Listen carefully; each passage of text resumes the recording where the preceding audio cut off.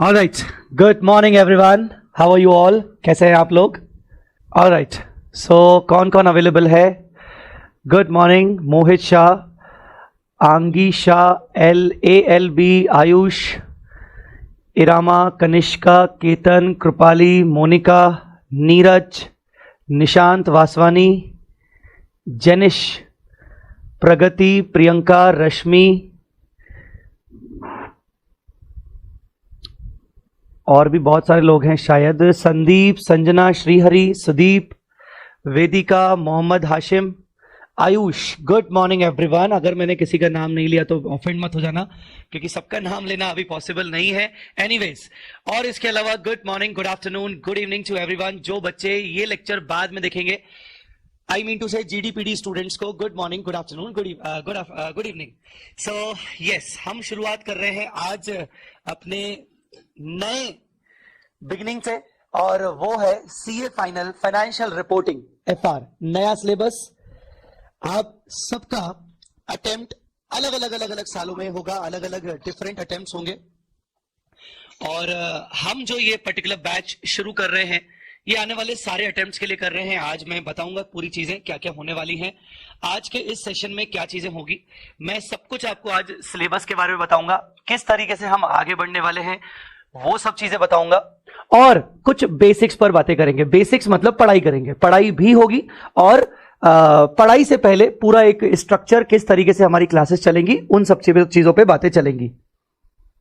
आपको स्क्रीन दिख रहा है, मेरे साथ साथ आपको स्क्रीन दिख रहा है सब्जेक्ट एंड सिलेबस करके। मुझे आप लोगों की आवाज क्लियर नहीं आ रही, प्लीज अगर जो बच्चे ऑडियो यूज कर रहे हैं वो अपनी आवाज यूज कर सकते हैं ऑडियो बीच बीच में। Yes, sir. Yes, it's clear. All right. And those who are not comfortable, they can chat. Don't worry. मैं आपके चैट्स भी पढ़ूंगा। Those who are not comfortable वो चैट भी कर सकते हैं, ठीक है? All right. Good morning everyone. Chat पे भी दिख रहा है, ठीक है? So सबसे पहले सब्जेक्ट एंड सिलेबस वगैरह चीजें हैं, बहुत सारी चीजें हैं। सबसे पहले बच्चों मैं आपको बता दूं कि एक सेपरेट रजिस्टर आपको मेंटेन करना है। हालांकि ये बताने की चीज नहीं है, बट सेपरेट रजिस्टर जरूर मेंटेन करिएगा आज के ही दिन से। दूसरी बात, हमारे इस सब्जेक्ट में ये, क्योंकि फाइनेंशियल रिपोर्टिंग एक प्रैक्टिकल सब्जेक्ट है, तो इस सब्जेक्ट में सॉल्विंग बहुत सारी होने वाली है क्लास के अंदर और क्लास के अलावा। सो आपके ऊपर मैं ऑप्शन छोड़ रहा हूं कि आप दो अलग अलग रजिस्टर मेंटेन कर सकते हो। एक क्लास के लिए एक रजिस्टर मेंटेन कर सकते हो आप, और जो भी आप डिफरेंट सॉल्विंग करोगे, डिफरेंट सॉल्विंग मतलब क्लास के अलावा जो आप सॉल्विंग करोगे, मैं आपको बताऊंगा क्लास में कि क्लास के अलावा सॉल्विंग आपको क्यों करनी पड़ेगी, और मेरा मटेरियल जो आपको मिलेगा उसमें से करनी पड़ेगी। तो अगर आपको लगता है कि एक सेपरेट रजिस्टर होना चाहिए सेपरेट सॉल्विंग करने के लिए, आपकी सेल्फ प्रैक्टिस करने के लिए, तो आप दो रजिस्टर मेंटेन करेंगे। एक रजिस्टर जो आपका क्लास में चलेगा, और दूसरा रजिस्टर जो आपका सेल्फ प्रैक्टिस वाला चलेगा। सेल्फ प्रैक्टिस वाला रजिस्टर आपका तभी यूज होगा जब हमारा चैप्टर खत्म हो चुका होगा। मैंने सब कुछ आपको अपनी तरफ से करवा दिया है। अब बीइंग अ स्टूडेंट आपकी खुद की प्रैक्टिस होना जरूरी है, तो वो आप प्रैक्टिस करते रहेंगे। ये सेल्फ प्रैक्टिस कब कब अपनी काम आएगी, जब मैंने पूरा चैप्टर कंप्लीट करवाया, आपको प्रैक्टिस करनी है, और मैंने आपको टारगेट दिया है कि इतने दिन में प्रैक्टिस कंप्लीट कर लो, क्योंकि हमारा इस टाइम पर टेस्ट आएगा। तो क्लासेस के दौरान हमारे टेस्ट भी होंगे, यस, उनको चेक भी किया जाएगा, और test most of the time Sundays में होंगे। तो संडेज से पहले अगर आपको लगता है कि मुझे सेल्फ प्रैक्टिस करना है, तो वो कॉपी आपकी अलग होनी चाहिए। तो दो कॉपी आपको मेंटेन करनी चाहिए कायदे से। इसके अलावा सिलेबस की बात करें, सबसे पहले CA फाइनल पेपर नंबर 1 पहला पेपर, और पहला पेपर मतलब यूं मान लो कि मिनिमम से मिनिमम आपको पहले पेपर से पहले 5 दिन देने चाहिए। जब एग्जाम हमारे होते हैं तो हमारे पहले 5 दिन फाइनेंशियल रिपोर्टिंग को जाते हैं। कुछ बच्चे 6 दिन देते हैं, कुछ बच्चे 7 दिन देते हैं, कुछ बच्चे अननेसेसरी 10 दिन भी देते हैं, और कुछ बच्चे जो कॉन्फिडेंट होते हैं वो 4 दिन भी देते हैं। तो 5 दिन एक रिस्पेक्टिव सही समय है जो हम इस पेपर को देते हैं एग्जाम के टाइम पे। 100 मार्क्स का पेपर है। सिलेबस अभी मैं आपके सामने डिस्कस करने वाला हूं क्या है। उससे पहले ये जो हमारा बैच है ये किस अटेम्प्ट के लिए एप्लीकेबल होने वाला है, तो ये बता दूं मैं कि क्योंकि हमारा ये ICI मॉड्यूल बैच है, FR के अंदर जो अमेंडमेंट्स होते हैं वो ना के बराबर अमेंडमेंट्स होते हैं, बहुत ही माइन्यूट अमेंडमेंट्स होते हैं। यू कैन से कि आने वाले 3 साल तक अगर ये बैच एप्लीकेबल है, तो 3 साल में आप ये मान लो कि क्या क्या मैक्सिमम से मैक्सिमम चेंज होगा। 5% के मैक्सिमम चेंजेस होंगे एग्जिस्टिंग सिलेबस के अंदर आने वाले 3 सालों में। 5% के चेंजेस होंगे। इसके अलावा क्या कोई नया टॉपिक आ सकता है आने वाले सालों में? तो यस, एक आध कोई नया इंड एएस आ सकता है। जैसे अभी हमारा जो पूरी इंड एएस की सीक्वेंसेस है उसमें Ind AS 116 is the last Ind AS as per the notified as per the MC. तो नया इंड एएस क्या आ सकता है आने वाले 3 सालों में? तो हाँ, 117 आ सकता है, और एक आध कोई दूसरा इंड एएस आया तो ठीक है, ना तो बस 117 आ सकता है। तो एक आध इंड एएस आ जाएगा 3 सालों में, मतलब बहुत कम बता रहा हूं मैं ये। और 5% के आसपास छोटे मोटे अमेंडमेंट्स इसके अंदर एग्जिस्टिंग सिलेबस में होंगे। सो ये बैच जो भी करेगा उसका अटेम्प्ट कुछ भी हो सकता है। लाइक मई 24 से लेकर यहां पर मैं कह सकता हूं कि नवंबर 26 अटेम्प्ट तक आराम से जितने भी स्टूडेंट्स हैं ये बैच एप्लीकेबल है, सभी बच्चों के लिए एप्लीकेबल है। हमने इस बैच को आईसीएआई मॉड्यूल बैच रखा है नाम, और आईसीआई मॉड्यूल बैच का नाम रखने का रीजन ये है कि हम आईसीआई मॉड्यूल 100% कवर करेंगे, और उसके साथ साथ मैं जो आपको अपना मटेरियल प्रोवाइड करूंगा वो वाली चीजें भी अलग से करेंगे। सबसे पहले अगर आप अपनी कॉपी यूज कर सके तो अच्छा रहेगा, क्योंकि मुझे कुछ लिखवाना है आप सबको। सो अपनी कॉपी जरूर लिखे, अभी निकाल लीजिएगा।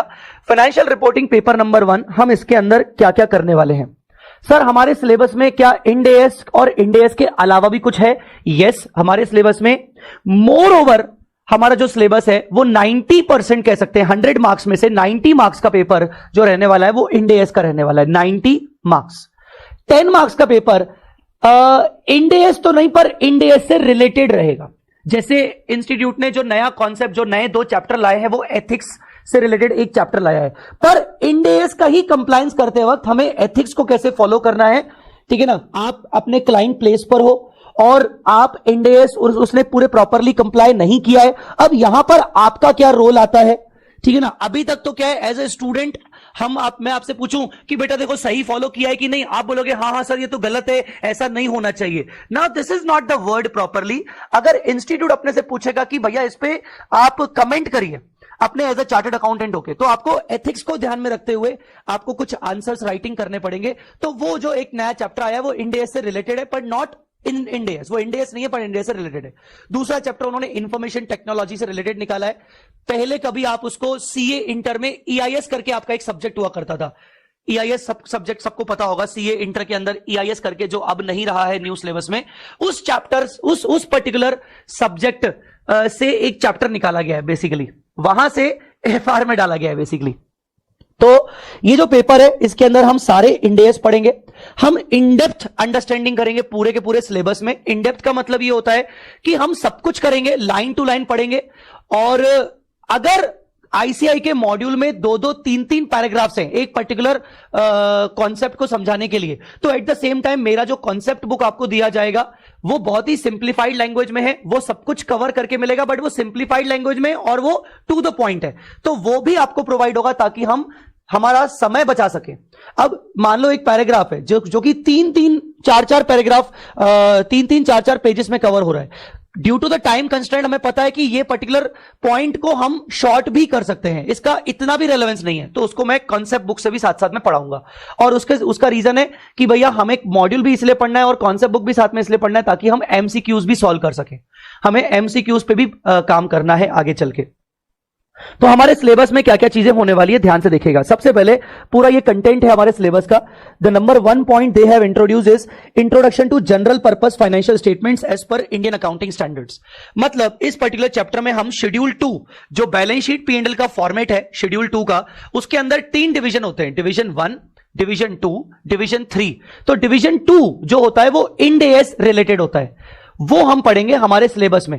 इंटरमीडिएट में आप जब शेड्यूल 3 पढ़ते थे, अगर आपको याद होगा इंटरमीडिएट में, तो आपको डिवीजन 1 पढ़ाया जाता था। जितने भी यहां पर मेरे स्टूडेंट्स होंगे सीए इंटर के, उनको पता होगा कि हम इंटर में डिवीजन 1 पढ़ते थे, और आपको पता होगा बाकी सबको भी।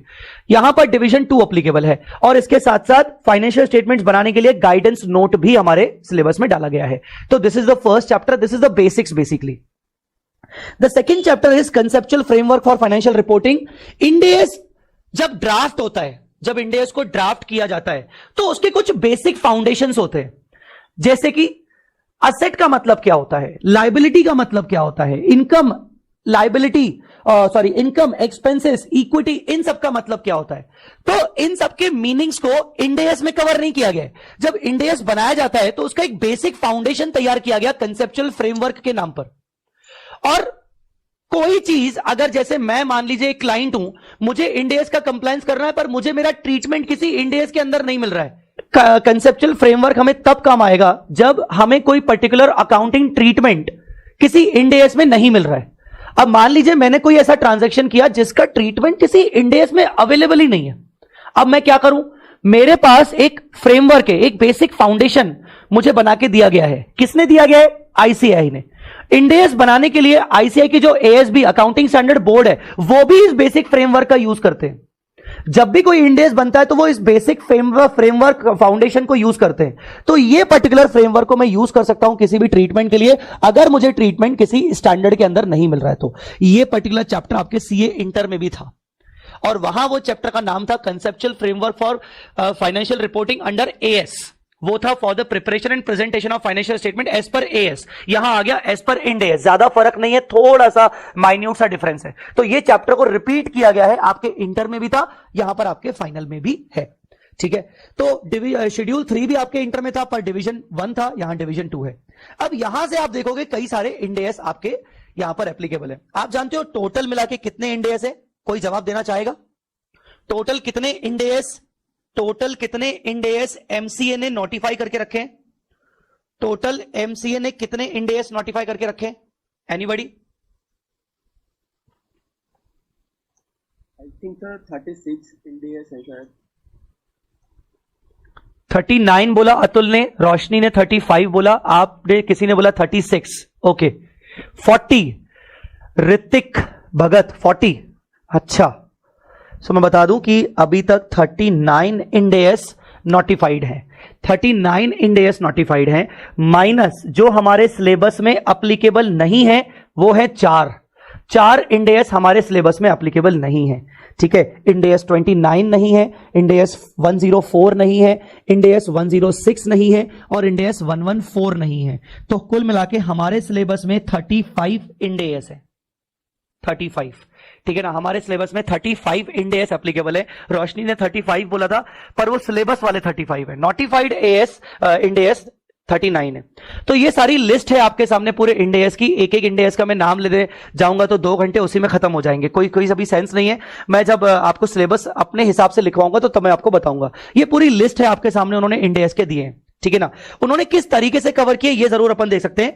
कुछ इंड एएस फाइनेंशियल स्टेटमेंट्स के ऊपर बेस्ड होते हैं, कुछ इंड एएस अकाउंटिंग पॉलिसीज के ऊपर बेस्ड होते हैं, कुछ इंड एएस इनकम के ऊपर बेस्ड होते हैं। वो एक ही है 115, मोस्ट इंपॉर्टेंट है, 10 मार्क का क्वेश्चन आ सकता है इसमें से। अच्छा, 10 मार्क से याद आया, इंस्टीट्यूट ने न्यू सिलेबस तो डाल दिया अभी फिलहाल। उन्होंने एज मच आई नो, जब तक मैं कल रात को बैठ के वेबसाइट देख रहा था, अभी तक उन्होंने वेटेज नहीं दिया, हर टॉपिक वाइज वेटेज उन्होंने दिया नहीं है। ठीक है ना, आगे चल के वो वेटेज अभी रिलीज करेंगे कि किसमें से कितना कितना वेटेज है, लाइक इन पर्टिकुलर कैटेगरी में कितना वेटेज होगा, नेक्स्ट कैटेगरी में कितना वेटेज होगा, अभी तक इंस्टीट्यूट ने वो रिलीज नहीं किया है। बहुत सारे इंड एएस असेट लायबिलिटीज के ऊपर बेस्ड है। असेट लायबिलिटीज के ऊपर बहुत सारे हैं, inventory, PPE, लीजेस, borrowing cost, impairment of assets, investment, ये सब। उसके बाद कुछ आइटम्स, कुछ इंड एएस ऐसे हैं जो स्पेशल कैटेगरी के इंड एएस है, इनकम टैक्सेस के ऊपर, फॉरेन एक्सचेंज के ऊपर, तो वो स्पेशल कैटेगरी के इंड एएस हो गए आपके। ठीक है, कुछ इंड एएस सिर्फ डिस्क्लोजर बेस्ड इंड एएस है, कुछ अगेन स्पेशल कैटेगरी कंटिन्यू किया गया है, जैसे ग्रांट हो गया, ईसॉप हो गया, एग्रीकल्चर हो गया। इसके अलावा फाइनेंशियल इंस्ट्रूमेंट के ऊपर सेपरेट इंड एएस है। इसके अलावा ग्रुप अकाउंटिंग मतलब कंसोलिडेशन, होल्डिंग सब्सिडरीज, अमेलगमेशन जिसको आप इंटर में पढ़ते थे आप, डीमर्जर्स, इनके ऊपर कुछ इंड एएस यहां पर कवर हो गए। ठीक है, और एक इंड एएस है 101 फर्स्ट टाइम एडॉप्शन। जब भी कोई कंपनी पहली बार इंड एएस अडॉप्ट करती है तो उसको क्या क्या ध्यान रखना चाहिए, वो इंड एएस 101 है। ठीक है, तो ये सारे इंड एएस हैं। इसके अलावा कौन से चैप्टर्स हैं? इसके अलावा एक चैप्टर है एनालिसिस ऑफ फाइनेंशियल स्टेटमेंट। ये चैप्टर के अंदर कोई कॉन्सेप्ट नहीं है।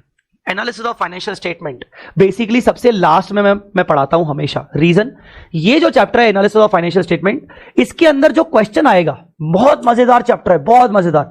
ये क्वेश्चन के इसके अंदर जो क्वेश्चन आएगा वो 15 मार्क का क्वेश्चन भी आ सकता है, 10 मार्क का क्वेश्चन आ सकता है। कैसे आएगा?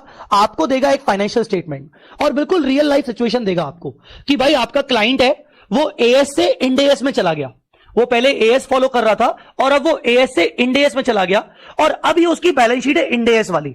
उसने ये बैलेंस शीट बनाई है, उसके अकाउंटेंट ने इंडेस वाली, और ये बैलेंस शीट सामने है। अब वो आपको गलत बैलेंस शीट देगा, उसने बहुत गलतियां करके रखी होंगी, इंडेस के अकॉर्डिंग बनाया होगा पर बहुत गलतियां किस रिस्पेक्ट में? गलतियां प्रेजेंटेशन के रिस्पेक्ट में, तो आपको कुछ इंडेस यहां वाले लगाने पड़ेंगे।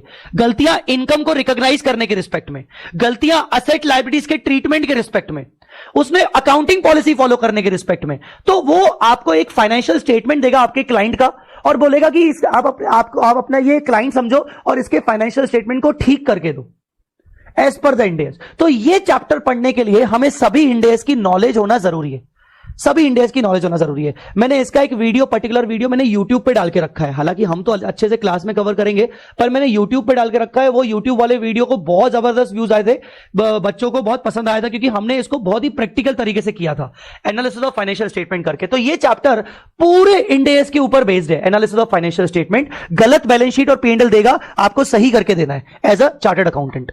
तो ये पूरा इंडेस के ऊपर बेस्ड हो गया। अब लास्ट के जो 2 चैप्टर्स हैं, इनका वेटेज यहां से यहां, इनका वेटेज लगभग आपका 5 से 10 मार्क्स का रहेगा। जरूरी नहीं कि हर पेपर में ये दोनों चैप्टर आए, किसी पेपर में हो सकता है एथिक्स के ऊपर पूछ लिया, किसी पेपर में टेक्नोलॉजी के ऊपर पूछ लिया, किसी में दोनों भी आ सकते हैं। तो 5 से 10 मार्क का वेटेज है। एथिक्स विद अकाउंटिंग, ये जो चैप्टर है, ये चैप्टर मैं आपको पर्सनली पढ़ाऊंगा with the help of my colleague CA Ravi Tauri sir, जो ऑडिट में भी हैं। बिकॉज इसके अंदर जो कॉन्सेप्ट है वो प्रोफेशनल एथिक्स के कॉन्सेप्ट भी हैं।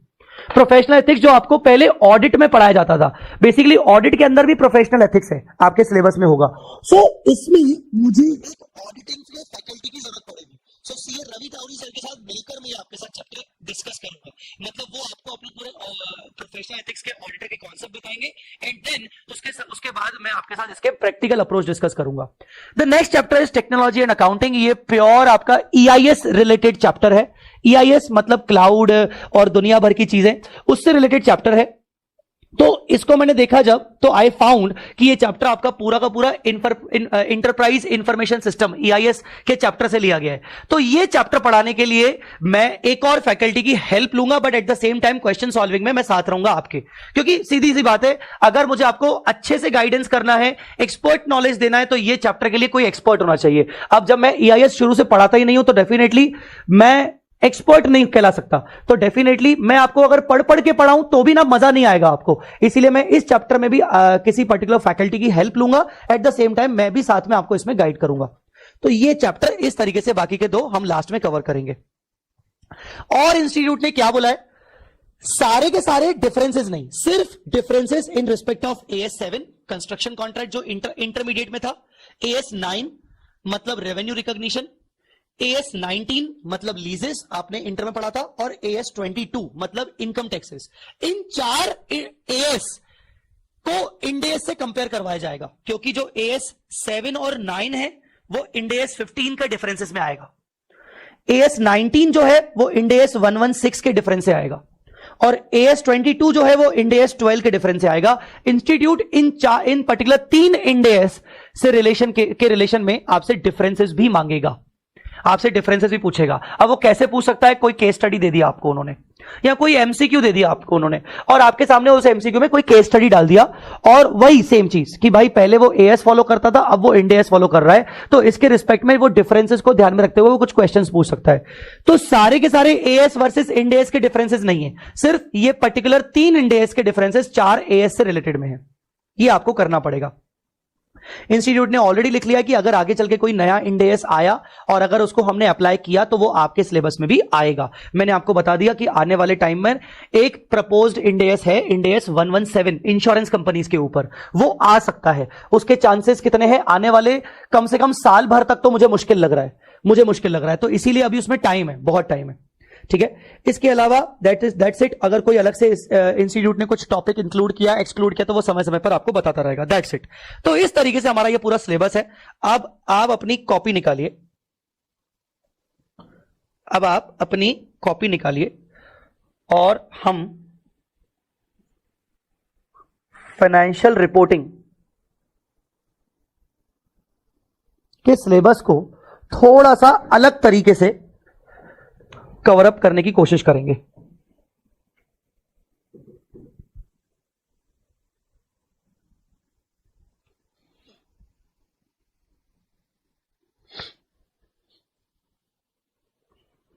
सबसे पहले अगर मैं पूरे सिलेबस को अलग अलग हिस्सों में डिवाइड करूं तो हमारा जो पहला हिस्सा आता है, हमारा जो पहला हिस्सा होता है वो होता है assets liability based end S. Asset liability based end S. Old syllabus में तो इसका वेटेज हुआ करता था लगभग 20 मार्क से 25 मार्क का। मतलब असेट लायबिलिटी के अंदर जितने भी इंड एस है, अभी मैंने आपको दिखाया था असेट लायबिलिटी के अंदर ये सब इंड एस है 2 से लेकर 37 तक, ये वाले, इन सबका वेटेज ओल्ड सिलेबस में 20 से 25 मार्क का था। मैं अपना आपको जो भी वेटेज दे रहा हूं वो अपना एक अनुमान करके दे रहा हूं, एस्टिमेट करके दे रहा हूं। मुझे लग रहा है कि यहां पर 15 मार्क्स के करीबन का वेटेज हो सकता है, 15 मार्क्स का। मैं ऐसे इसलिए बोल रहा हूं, मैं सिर्फ सब्जेक्टिव डिस्क्रिप्टिव वाले पेपर की बात कर रहा हूं। जो 30% एमसीक्यू है मैं उसको छोड़कर बाकी बोल रहा हूं कि 15 मार्क्स का अपना पेपर आ सकता है। तो डिस्क्रिप्टिव पोर्शन की बात करें तो एक कैटेगरी हमारी असेट लायबिलिटी वाली कैटेगरी, जो कि बहुत इंपॉर्टेंट है।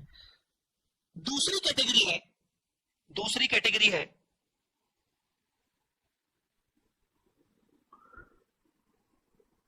Financial instruments and group accounting. ये ग्रुप अकाउंटिंग मतलब होल्डिंग सब्सिडरी, कंसोलिडेशन। बेसिकली मैं ब्रैकेट में लिख देता हूं कंसोलिडेशन, बिजनेस एक्विजिशंस, मर्जर्स, ये सब। ये सेकंड कैटेगरी बहुत इंपॉर्टेंट है। ये इंपॉर्टेंट ओल्ड सिलेबस में भी थी, न्यू सिलेबस में भी है। ओल्ड सिलेबस में आप इसका वेटेज सुनोगे हैरान हो जाओगे। इन दोनों से मिलकर कम से कम 45 मार्क्स का पेपर बनता था। इन दोनों से मिलकर, ओल्ड सिलेबस तो 100% डिस्क्रिप्टिव था, तो इन दोनों से मिलकर कम से कम 45 मार्क्स का पेपर बनता था, कभी 40 कभी 45 का। तो डिस्क्रिप्टिव हमारा अभी बिकॉज 70 मार्क्स का है, तो मैं मान के चल सकता हूं कि मुझे जो पर्सनली ऐसा लगता है कि लगभग 30 मार्क्स इसमें से कवर हो सकते हैं। 70 मार्क्स की बात करें तो 30 मार्क्स इसमें से कवर हो सकते हैं डिस्क्रिप्टिव में, फाइनेंशियल इंस्ट्रूमेंट और ग्रुप अकाउंटिंग। ये जो दो टॉपिक है ये हमारा सबसे ज्यादा टाइम लेने वाले हैं, सबसे लंबा टाइम हमारा ये दोनों टॉपिक लेने वाले हैं। फाइनेंशियल इंस्ट्रूमेंट हमारा बहुत टाइम लेगा और ग्रुप अकाउंटिंग बहुत टाइम लेगा। इसके बाद जो थर्ड कैटेगरी है वो है special end S. Special end S category. Special end S category में अगर हम थोड़ा लिखने जाएं तो बेसिकली इंड एस 12, 102, 21, 20, उसके बाद 33 अर्निंग्स पर शेयर, ये पूरी की पूरी स्पेशल कैटेगरी है, स्पेशल इंड एस कैटेगरी है ये। तो स्पेशल इंड एस कैटेगरी जैसे इसके अलावा 108, 113 और कौन सा बचा, दैट्स इट। तो ये कैटेगरी पर्टिकुलरली, इस कैटेगरी का भी पहले वेटेज लगभग 20 मार्क 22 मार्क ऐसे हुआ करता था, 22 मार्क्स का होता था, ठीक है। बट अभी मुझे लग रहा है क्योंकि 70 मार्क्स हो गया है तो लगभग मुझे इस कैटेगरी का भी 15 मार्क्स का वेटेज लग रहा है, 15 मार्क्स के आसपास कुछ वेटेज होगा स्पेशल इंड एस कैटेगरी का। फिर जो फोर्थ कैटेगरी हो जाएगी वो हो जाएगी सिर्फ उसमें एक ही कैटेगरी है, एक अकेला इंड एस है, इंड एस 115 रेवेन्यू के ऊपर, इनकम्स के ऊपर। ये जो मैंने आपको अभी दिखाया था end S on income statement 115। सो ये एक अपने आप में एक अलग कैटेगरी हो गई भाई, इनकम कैटेगरी। इसका वेटेज नए सिलेबस में कभी 20 मार्क होता था, कभी 15, 14, 15 और बहुत ही रेयर सिचुएशन में 10 मार्क्स होता था।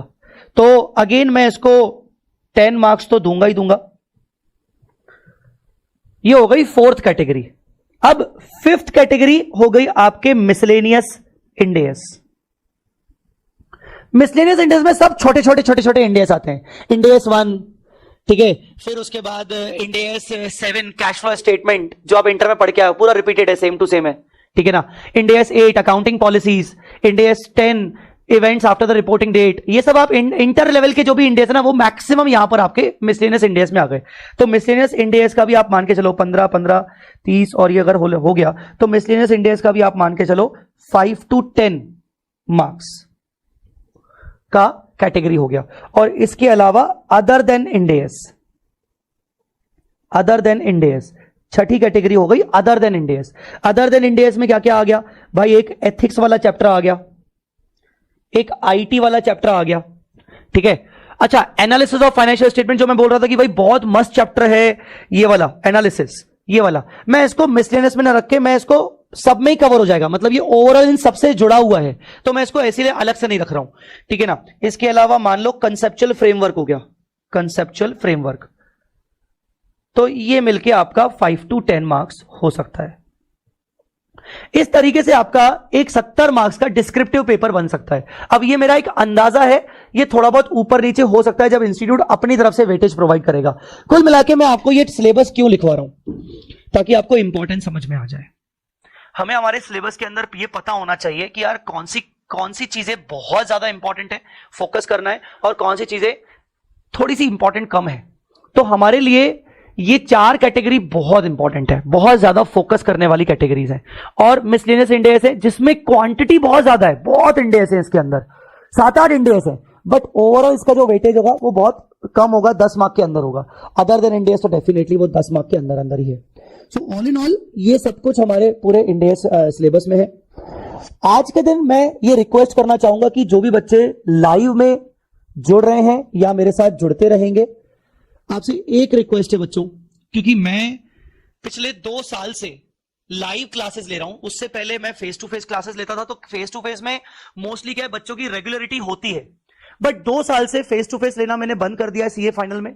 और मैं 2 साल से जब से लाइव ले रहा हूं तो सबसे बड़ी प्रॉब्लम मैं क्या फेस कर रहा हूं कि शुरुआत के स्टार्टिंग के क्लासेस में लाइव में बच्चे बहुत आते हैं, ठीक है, फिर धीरे धीरे वो लेफ्ट आउट होते जाते हैं और वो कन्वर्ट हो जाते हैं जीडीपीडी में कि सर हम बाद में देख लेंगे, रिकॉर्डेड लेक्चर करके देख लेंगे।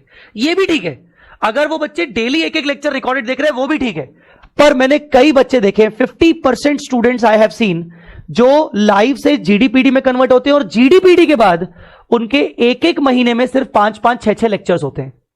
कल ही की बात है, I got a call from one student जिसने फरवरी में मेरा एक लेक्चर लिया था सीए फाइनल का, और अभी चल रहा है जुलाई का मंथ चल रहा है, तो इस टाइम पर उसने मुझे कॉल किया कि सर मैं आपके नए सिलेबस में कन्वर्ट होना चाहता हूं। आई जस्ट आस्क हिम कि कितने लेक्चर्स देख लिए। उसने बोला सर मैंने अभी तक 20 लेक्चर्स देखे हैं। फरवरी में उसने लेक्चर्स लिए थे और अभी तक उसने सिर्फ 20 लेक्चर्स देखे हैं। मैंने उसको डांट लगाई, लिटरली मैंने उसको डांट लगाई कि तू क्या कर रहा है, तू अपने करियर के साथ क्यों खिलवाड़ कर रहा है। कभी कभार आप लोग इतना ज्यादा बिजी हो जाते हो या अपने आप को अननेसेसरी बिजी कर देते हो आर्टिकलशिप और आर्टिकलशिप के बाद के चीजों में, कि आप भूल जाते हो कि आपको पढ़ाई भी करनी थी। मैं ये नहीं कह रहा हूं कि आर्टिकलशिप को इंपॉर्टेंस मत दीजिए, अब तो आपको इंपॉर्टेंस ज्यादा देनी पड़ेगी, स्पेशली उन बच्चों को जिनके सिर्फ 2 साल की आर्टिकलशिप है। बट मेक श्योर कि आपकी आर्टिकलशिप के बाद आप समय निकाल रहे हो, जीडीपीडी में भी अगर आप देख रहे हो तो। लाइव का टाइमिंग मैंने 8 बजे रखा है, उसका रीजन ही यही है कि हम कम से कम सुबह टाइम पे उठ जाएं। अगर मैं सुबह 6 बजे रखूं तो फिर तो बच्चे भाग जाएंगे, 7 बजे भी रखूंगा तो उठ के आते आते उनको 7:15 बज जाएंगे, 7:30 बज जाएंगे, फिर एक दूसरे से पूछेंगे कि भाई सर ने कितना करवाया, क्या करवाया, चलो छोड़ो मैं बाद में देख लूंगा। 8 बजे इसीलिए टाइम मैंने आपके लिए चूज किया है कि अगर कोई बच्चा लेट उठता होगा सपोज अपनी लाइफ में, तो एटलीस्ट 8 तो वो रिस्पेक्टेबल टाइम पर आ ही जाएगा। दिन के 2 घंटे आपको मुझे देने हैं और 2 घंटे सफिशिएंट है आपके लिए, डोंट वरी। हम आराम से इस पूरे कोर्स को कंप्लीट करेंगे। आराम से मतलब ये नहीं कि हम डिले करेंगे, हम आराम से करेंगे, मतलब हमारा ये कोर्स अक्टूबर तक जाएगा और बहुत अच्छे से आराम से। रीजन ये है कि हमारा क्यूमुलेटिव रिवीजन बार बार होगा तो उसमें भी टाइम लगेगा। हमारे टेस्ट सीरीज बहुत सारे होंगे चैप्टर वाइज, तो उसमें टाइम लगेगा। बीच बीच में हम डाउट सेशंस हो सकता है, बीच बीच में डाउट सेशन ज्यादा हमारे लाइव क्लास में बढ़ जाए तो इसीलिए हम कुछ कॉन्सेप्ट डिस्कस ना कर पाए, और 2 घंटे के हिसाब से तो इसीलिए हमारा अक्टूबर तक जाएगा। तो प्लीज मेक श्योर कि आप लाइव ले रहे हो तो बिल्कुल साथ रहे मेरे, ताकि आपका कोई भी लेक्चर मिस ना हो। कभी अगर मैंने कोई छुट्टी किया, मेरा तबियत खराब हो सकता है, मेरा कोई पर्सनल इमरजेंसी आ सकता है, फॉर एग्जाम्पल कुछ ऐसा हुआ, तो अगर मैंने मान लीजिए कभी वीकडे में छुट्टी किया तो मैं उसको कवर करूंगा संडे के दिन। अब आज कौन सा दिन है, हमारा फर्स्ट डे है सैटरडे, तो कल की क्लास रहेगी। कल भले संडे है पर ऐसा नहीं हो सकता कि मैं आज लेकर कल छुट्टी कर दूं, तो कल की क्लास रेगुलर टाइम पर रहेगी। कल पहला संडे है, मैं क्लास लूंगा। ये बात हो गई अपनी सिलेबस की और दुनिया भर की। अब आते हैं अपन बुक्स पे कि सर बुक्स के बारे में बात करिए, हमें किस तरीके से बुक्स को रेफर करना है। तो सबसे पहले ICAI स्टडी मॉड्यूल आपके पास होना चाहिए। ICAI का स्टडी मॉड्यूल होना चाहिए। कुल मिला के ICAI के 4 मॉड्यूल्स हैं। जब आप डाउनलोड करोगे तो module 1, module 2, module 3, module 4, 4 modules हैं। Let me show you.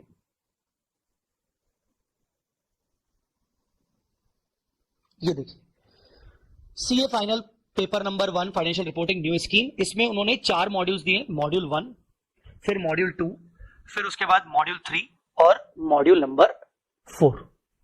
Module number 4 इस तरीके से उन्होंने दिया है। उसी में उन्होंने बाकी मिसलेनियस भी कवर कर दिया है। एक बार ना, इस बार उन्होंने बहुत अच्छी चीज जोड़ी है आपके खेलने के लिए, गेम खेलने के लिए। इंडेस पजल्स, उन्होंने पजल्स जोड़े हैं बेसिकली, कई जगह पर जोड़े। इंडेस पजल्स आपको दिखेंगे कई बार। ये देखो पजल्स, हर मॉड्यूल के लास्ट में उन्होंने कुछ पजल्स जोड़े हैं। तो वो पजल्स भी अपन बीच बीच में सॉल्व करेंगे। कभी अपन को फ्री टाइम मिला तो शाम के टाइम पे कभी ऐसे अपन पजल सॉल्व करेंगे उसके। तो ये 4 मॉड्यूल है। तो इंस्टीट्यूट के ये 4 मॉड्यूल्स को हम कवर करेंगे। उसके अलावा जो मैं आपको अपनी बुक्स दूंगा, माई बुक्स, इसमें आपको पहला मिलेगा FR का इंडेस कॉन्सेप्ट बुक। इंडेस कॉन्सेप्ट बुक, ये बुक कैसा दिखता है उस पे इस तरीके से आप समझ सकते हो। ये जो किताब मैं आपको दूंगा, ये इंडेस 115 है मेरे कॉन्सेप्ट बुक का। बेसिकली इसके अंदर कोई क्वेश्चन नहीं मिलेगा आपको। इंडेस इंडेस इसके अंदर सिर्फ आपको पूरे के पूरे कॉन्सेप्ट्स मिलेंगे, सिर्फ और सिर्फ कॉन्सेप्ट्स, सिर्फ और सिर्फ कॉन्सेप्ट मिलेंगे। और किसी भी कॉन्सेप्ट को इजी लैंग्वेज में समझाने के लिए मैं बीच बीच में एग्जांपल्स डालूंगा, कई सारे मैं बीच बीच में एग्जांपल डालूंगा। जैसे यहाँ पर हमने ये पढ़ा ये पूरे कॉन्सेप्ट्स किए, और बीच में मैंने जैसे मान लो इसके अंदर एग्जांपल डाल दिए, कुछ प्रैक्टिकल एग्जांपल्स डाल दिए, ये मैंने जैसे करवाया। तो ये कॉन्सेप्ट बुक है, ये पूरा कॉन्सेप्ट बुक इस तरीके से चलेगा। मैं आपको अपना एक कॉन्सेप्ट बुक का एक दूसरा नोट्स का दिखा देता हूं।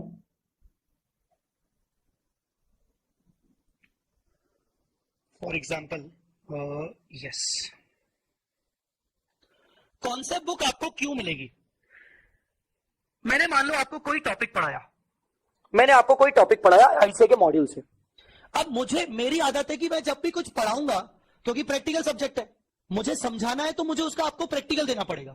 अब अगर मुझे प्रैक्टिकल देना पड़ेगा तो मैं आपको एक एक एग्जांपल लिखवाने जाऊं। अगर मैं आपको एक एक एग्जांपल लिखवाने गया तो वो लिखने का टाइम बहुत वेस्ट होगा, उसके कारण नंबर ऑफ आवर्स बढ़ जाएंगे, आपकी क्लास लेट खत्म होगी। तो मैंने क्या किया है, पिछले 2-3 सालों में मैंने जितने भी एग्जांपल्स लिखवा कर बनाए थे, उनको मैंने छाप दिया अपनी किताब में। अब आपको मेरी किताब में जितने एग्जांपल्स दिखेंगे, कम से कम मेरी पूरे कंसेप्ट बुक के अंदर 300 एग्जांपल्स हैं, 300। वो सारे एग्जांपल्स आपको ऑलरेडी लिखे हुए मिलेंगे कंसेप्ट बुक में। मतलब पढ़ रहे हैं हम ICAI के मॉड्यूल से, पर उसके कॉन्सेप्ट को समझने के लिए हमारे पास कंसेप्ट बुक होगी। और मैं आपको बोलूंगा कि बेटा ठीक है, ICAI मॉड्यूल तुम अपने बगल में रखो, अब मेरी कंसेप्ट बुक तुम आ जाओ और वहां से हम एग्जांपल्स देखते हैं कि भाई इस कॉन्सेप्ट को समझने के लिए आ जाओ, मैं तुम्हें एग्जांपल करवाता हूं। तो हर कॉन्सेप्ट के बाद तुम्हें ये प्रैक्टिकल एग्जांपल्स रहेंगे। ये छुटपुटी कोई एग्जांपल की बात नहीं कर रहा हूं मैं बाकायदा बड़े बड़े एग्जाम ओरिएंटेड क्वेश्चंस के एग्जांपल की बात कर रहा हूं।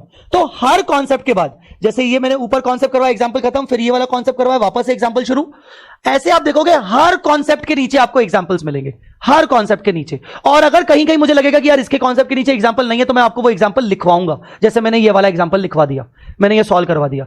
तो इस तरीके से जगह जगह पर आपको ऑथर नोट मिलेगा, कि ऑथर नोट का मतलब ये होता है कि भाई मैंने आपको पूरा पढ़ा दिया, पर समझाते समझाते मेरे को लगा यार ये पॉइंट बहुत इंपॉर्टेंट है, तो मैंने वो यहां पर एक्स्ट्रा लिख दिया, ऑथर नोट। जगह जगह आपको मिलेगी कि आप अपने स्टूडेंट नोट्स भी बना सकते हो। वापस से ये देखो एग्जांपल शुरू हो गया। तो concept book is all about कि किस तरीके से हम कॉन्सेप्ट्स को इजीली समझ सकते हैं with the help of all these examples के बेसिस पर हम पूरे कॉन्सेप्ट्स को समझेंगे। आपको बहुत सारे एग्जांपल्स मिलेंगे हर चैप्टर के अंदर। तो ये रेलेवेंस है हमारे कॉन्सेप्ट बुक का। इसमें एक भी क्वेश्चन नहीं मिलेगा, पर मेरा गारंटी है कि जो एग्जांपल्स मिलेंगे वो एग्जाम लेवल क्वेश्चंस के बराबर मिलेंगे, और वो लगभग 300 एग्जांपल्स होंगे आपको। इसके अलावा FR इंडियस कॉन्सेप्ट बुक के अलावा आपको मिलेगा FR का QR code question bank. QR code question bank, QR code वो question bank looks like this. जैसे ये इंडियस 115 है, हर चैप्टर के फ्रंट पेज पर आपको दो चीजें मिलेंगी, एक तो टोटल नंबर ऑफ क्वेश्चंस, इस पर्टिकुलर चैप्टर के अंदर कितने क्वेश्चंस हैं, और इंडेक्स। और इंडेक्स को ध्यान से देखो, मैंने क्यूआर कोड क्वेश्चन बैंक के अंदर हर टॉपिक के अंदर मैंने कॉन्सेप्ट वाइज क्वेश्चन डाले और मैंने उसको सीरीज दे दिया, कोडिंग दे दी। मतलब 100 सीरीज के जितने भी क्वेश्चन होंगे, 100 सीरीज मतलब 101, 102, पहला क्वेश्चन 101 से शुरू होगा, और मान लो इस सीरीज के अंदर 15 क्वेश्चन है तो 115 तक चलेगा। फिर अगर नेक्स्ट सीरीज स्टार्ट होगी तो 201 से शुरू होगी। ऐसा क्यों किया मैंने? अगर आगे चल के इंस्टीट्यूट अपना कोई नया क्वेश्चन ऐड करता है किसी कैटेगरी में, सपोज उन्होंने आइडेंटिफाई द कॉन्ट्रैक्ट्स के अंदर उन्होंने एक नया क्वेश्चन ऐड किया, अब मुझे नया क्वेश्चन वो ऐड करना है तो मैं 116 नंबर क्वेश्चन आ जाएगा। मतलब सीरीज बनाने का मेरा सबसे बड़ा बेनिफिट ये है कि मैं आगे भी मेरे पास एक स्कोप रहे किसी भी क्वेश्चन को ऐड या डिलीट करने का। अगर इंस्टीट्यूट ने ऐड किया तो मैं भी उस सीरीज में, उसी के सीरीज में कंटिन्यूएशन में वो ऐड हो जाएगा। कोई मान लो 700 सीरीज का कोई नया क्वेश्चन आया और लास्ट क्वेश्चन था 704, सिर्फ 4 ही क्वेश्चन थे, तो नया क्वेश्चन इंस्टीट्यूट ने डाला 705, तो मैं इसी सीरीज में डाल दूंगा 705। ठीक है, तो ये कैटेगरी वाइज क्वेश्चन है। पहली बात तो ये आपको मिलेगी एग्जाम टाइम में, इसका बहुत काम आएगा आपको, क्योंकि मान लो इस पूरे कैटेगरी में आपको लगता है कि यार ये कैटेगरी बहुत इंपॉर्टेंट है, सर्विस अरेंजमेंट, मुझे काश इसके सारे क्वेश्चन एक जगह मिल जाएं, तो आप 900 कैटेगरी में जाएंगे और 900 कैटेगरी में जाके इसके सारे क्वेश्चंस एक बार में निपटा लेंगे, एक के बाद एक के बाद एक के बाद। ये हो गया। दूसरा, जब आप क्वेश्चन पढ़ोगे तो क्वेश्चन की कोडिंग ऐसे होगी, क्यू मतलब क्वेश्चन, डॉट इंडेस 115 मतलब हमारा टॉपिक, उस पर्टिकुलर टॉपिक। अगर इंडेस 1 है तो इंडेस 1, अगर इंडेस 10 है तो यहां पर Q dot Ind AS 10, dot SM, SM मतलब स्टडी मॉड्यूल का क्वेश्चन। सर स्टडी मॉड्यूल के लिए तो आपने बोला कि ये हम ऐसे ही मॉड्यूल करेंगे, हां, पर मैं क्या करूं, मेरी क्वेश्चन बैंक ऑलरेडी बन चुकी है, मैं स्टडी मॉड्यूल का क्वेश्चन ऑलरेडी अपने क्वेश्चन बैंक में डाल चुका हूं, तो मैं अब डिलीट नहीं कर सकता, प्रिंटिंग ऑलरेडी हो चुकी है। तो जो मैं आपको अभी बुक देने वाला हूं उस किताब में आपको आईसीआई मॉड्यूल के क्वेश्चन भी मिलेंगे वापस से, और ये आपका एडवांटेज है। मतलब आईसीआई मॉड्यूल के क्वेश्चन सारे कर चुके होगे तुम मेरे साथ अलग से, पर क्वेश्चन बैंक में भी वो आईसीआई मॉड्यूल के क्वेश्चन तुम्हें मिलेंगे। एडवांटेज है क्योंकि एग्जाम टाइम में तुम्हारे पास एक ही किताब होनी चाहिए, बार बार तुम आईसीआई मॉड्यूल ये क्वेश्चन बैंक लेके नहीं बैठोगे। एग्जाम टाइम में तुम यही बुक लेके बैठोगे जिसमें एसएम भी कवर होगा। एसएम मतलब आईसीआई मॉड्यूल का क्वेश्चन एंड 101। अब अगर ये सीरीज में आगे चलें तो एसएम, अभी तक एसएम चल रहा है, उसके बाद जहां जहां मुझे कोई क्वेश्चन लगेगा कि एसएम का है पर वो सिमिलर टू आरटीपी एमटीपी का है, तो वहां बगल में आपको लिख जाएगा कि भाई ये क्वेश्चन सिमिलरली आरटीपी में भी आया था। अब जैसे इस सीरीज में कोई आरटीपी एमटीपी का था नहीं, दूसरा अगर करें, हां, एक कैटेगरी आपको मिलेगी ओएम। ओएम मतलब अदर मटेरियल, अदर मटेरियल मतलब आरटीपी एमटीपी पास एग्जाम पेपर नहीं। अदर मटेरियल मतलब मैंने कोई क्वेश्चन किसी दूसरे मटेरियल से उठाया है, सिंगापुर के सीए इंस्टीट्यूट से उठाया है, ये पर्टिकुलर क्वेश्चन मुझे अच्छा लगा, मैंने उसको इंक्लूड कर दिया। अदर मटेरियल ओएम, मैंने उसको ओल्ड सिलेबस से उठाया है, मान लो वो ओल्ड सिलेबस में था पर अब न्यू सिलेबस में डिलीट हो गया तो मैंने उसको ओएम कर दिया। ऐसे अदर मटेरियल वगैरह करके दिखेगा आपको। फिर आपको एक कैटेगरी दिखेगी, तीसरी category, yes, RMP. RMP category मतलब आर मतलब आरटीपी, एम मतलब एमटीपी, पी मतलब पास्ट एग्जाम पेपर्स। तो ये जो आरएमपी वाला क्वेश्चन होगा ये आपके लिए इंपॉर्टेंट है, क्योंकि स्टडी मॉड्यूल वाले एसएम वाले क्वेश्चन तो आप मेरे साथ क्लास में आईसीआई मॉड्यूल वाले कर चुके होंगे, पर जो ये आरएमपी कैटेगरी होगी, ये कैटेगरी आपको अपनी तरफ से प्रैक्टिस करनी है। कभी कभार क्लास में एक्स्ट्रा प्रैक्टिस सेशंस रखूंगा, उसमें आपको मैं ये करवाऊंगा। हमारे एक्स्ट्रा प्रैक्टिस सेशंस भी होंगे, मतलब नॉर्मल क्लास के अलावा हमारे एक्स्ट्रा प्रैक्टिस सेशंस होंगे आरएमपी क्वेश्चंस के लिए, जो स्टडी मॉड्यूल के नहीं है। ठीक है, तो आरएमपी कैटेगरी, जैसे ये क्वेश्चन आरटीपी May 21 में आया था तो आरएमपी आ गया।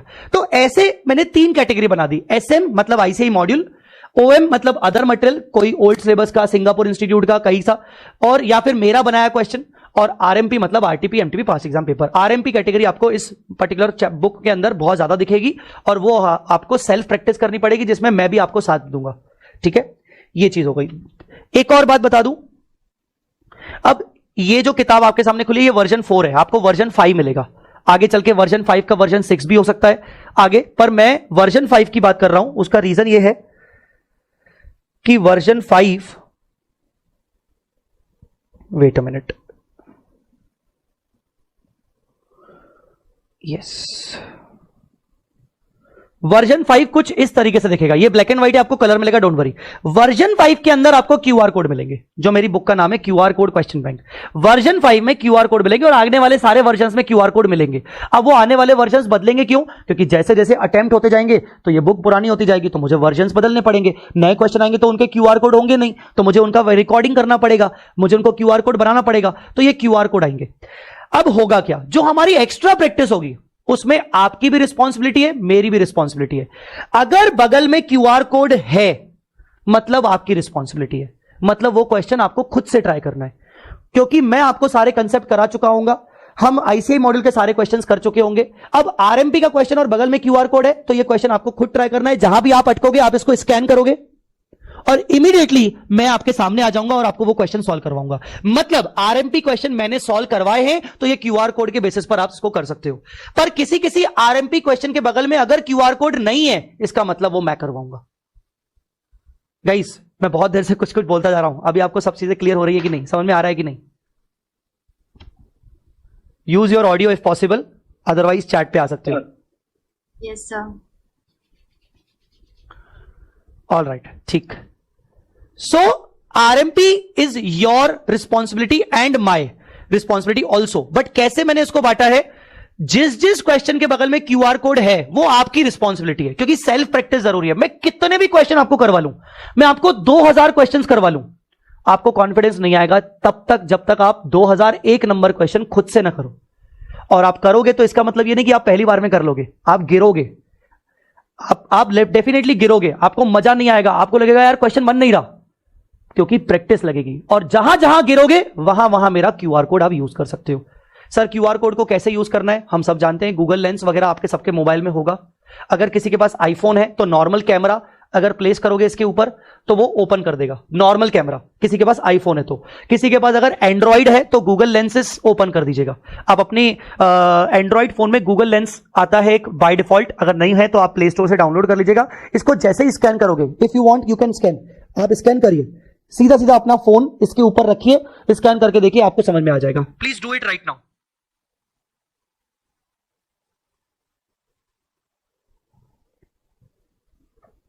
ये मैंने स्कैनर ओपन किया और ये मैंने स्कैन किया, ओपन किया और ये वीडियो सामने आ गया, ये वाला, ये ठीक है 5401। तो ये आपके सामने क्वेश्चन किया क्या? मनीष कह रहा है हो रहा है स्कैन। बाकी बच्चे मुझे बताओ स्कैन किया कि नहीं किया? एंड्रॉइड वालों के लिए गूगल लेंस, आईफोन वालों के लिए नॉर्मल कैमरा। ये मतलब क्वेश्चन ठीक है। और the best part of this QR code YouTube पे डाला हुआ है, वो यूट्यूब पे आपको ऐसे सर्च करने से नहीं मिलेगा, स्कैन करोगे तो ही मिलेगा। The best part is unlimited access. Exam time में अगर उस क्वेश्चन में अटक गए तो कहां से मजे लाओगे? क्लासेस तो वैलिडिटी खत्म हो चुकी है, तो ये आपको काम आएगा, ये आपको काम आएगा उस टाइम पे। सो याद रखिएगा, आपको इसका इफेक्टिव यूटिलाइजेशन करना है, फालतू का यूटिलाइजेशन नहीं, इफेक्टिव यूटिलाइजेशन करना है। पहले खुद क्वेश्चन खुद से ट्राई करना है, अगर मैंने आपको प्रैक्टिस के लिए दिया है, फिर अगर नहीं बनता तो आप उसको क्यूआर कोड करेंगे।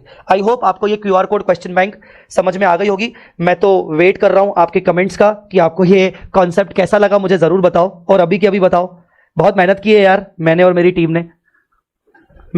ने लिटरली बहुत मेहनत की है इसके पीछे। शानदार, बहुत बढ़िया, ठीक, जोरदार, बेस्ट कंसेप्ट, ठीक है, ग्रेट। चलो ये देखो मेहनत की है तो यार थोड़ा सुनना भी जरूरी है कि हाँ यार थोड़ा मिले तो सही मोटिवेशन की, हाँ यार और मेहनत करूं। कोई मोटिवेशन ही नहीं देगा तो फिर मैं मेहनत कैसे करूंगा आगे? तो अच्छा, एक और चीज, बहुत सारे बच्चे यहां पर कट्टरवादी टाइप के होंगे, कट्टरवादी बच्चे होंगे, और ये सर आपने सारे क्वेश्चंस के अंदर क्यूआर कोड नहीं दिया है। अरे बेटा जी, मैं उन्हीं क्वेश्चंस के अंदर क्यूआर कोड जो है वो बहुत एग्जाम ओरिएंटेड क्वेश्चंस हैं, जो बहुत ही छुटपुटी क्वेश्चंस हैं, बेसिक वाले, उसमें आपको क्यूआर कोड शायद ना मिले क्योंकि वहां जरूरत शायद नहीं होगी।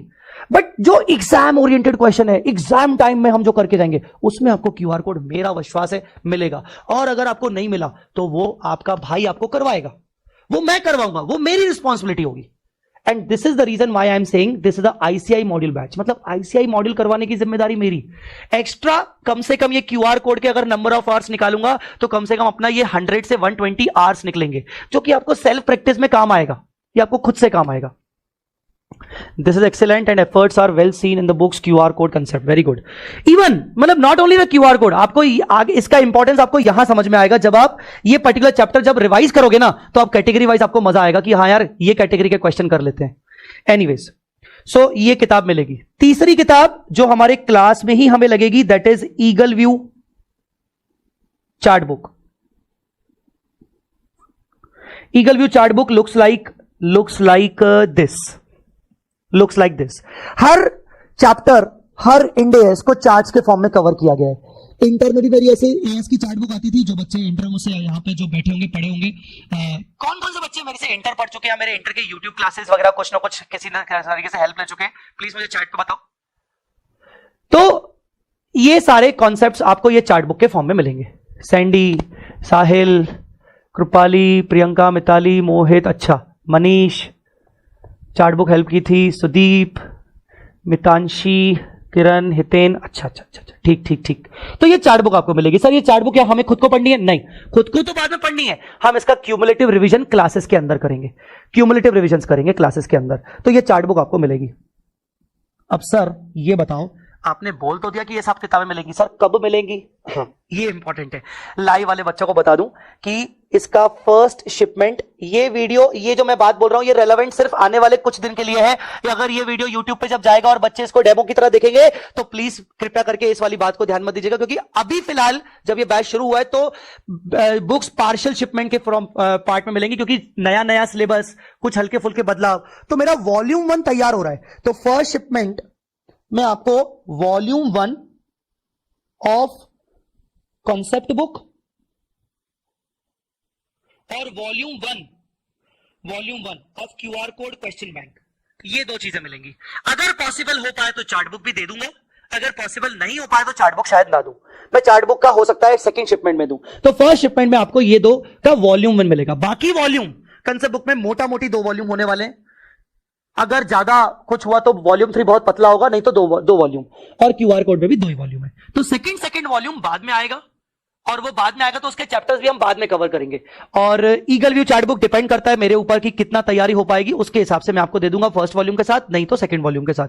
तो ये आपको फर्स्ट शिपमेंट में मिलेगा, कुछ ही दिन में मिल जाएगा, डोंट वरी। जब तक नहीं मिलेगा तब तक मैं आपको PDF वगैरह प्रोवाइड कर दूंगा कंसेप्ट बुक के। आज की क्लास होने के बाद मैं आपको PDF शेयर कर दूंगा कंसेप्ट बुक के वॉल्यूम 1 के कुछ इंपॉर्टेंट चैप्टर्स के PDF जो मैं शुरू में करवाने वाला हूं, और क्वेश्चन बैंक के भी, ठीक है।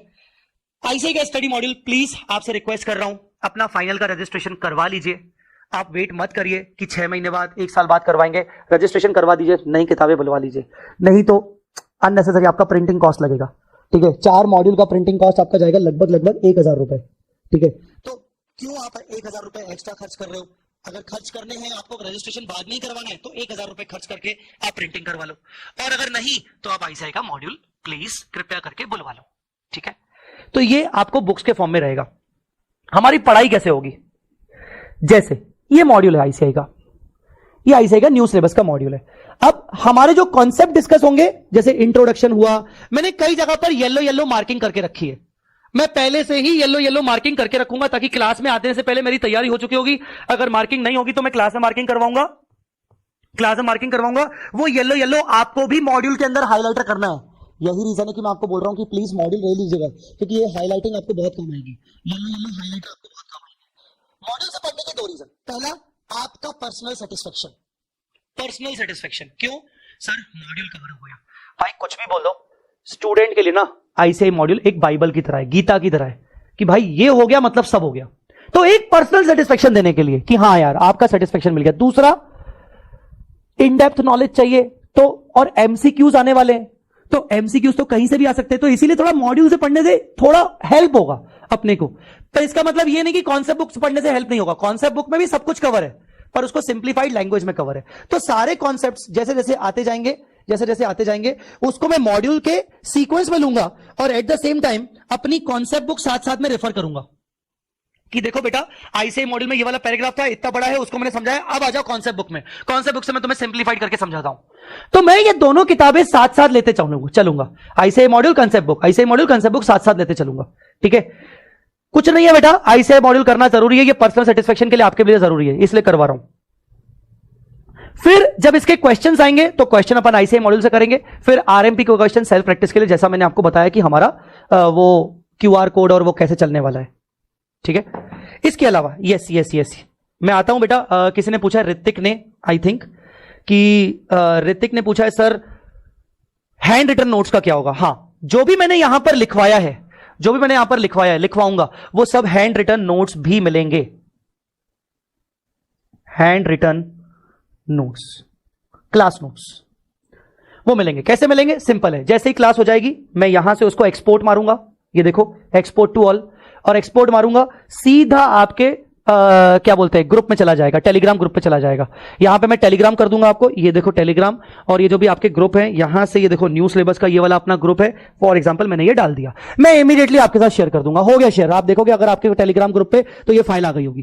तो हैंड रिटन नोट्स में इमीडिएटली आपके साथ शेयर करता रहूंगा, और इसके अलावा आपके लॉगिन के अंदर वी स्मार्ट स्टूडेंट लॉगिन में भी आपको हैंड रिटन नोट्स बाकायदा सीक्वेंस वाइज दिखेंगे। कैसे दिखेंगे? इस तरीके से, वो मैं आपको अपने लास्ट बैच को दिखा के बता सकता हूं। अरे आए कि नहीं? टेलीग्राम ग्रुप पे चेक करो आया कि नहीं।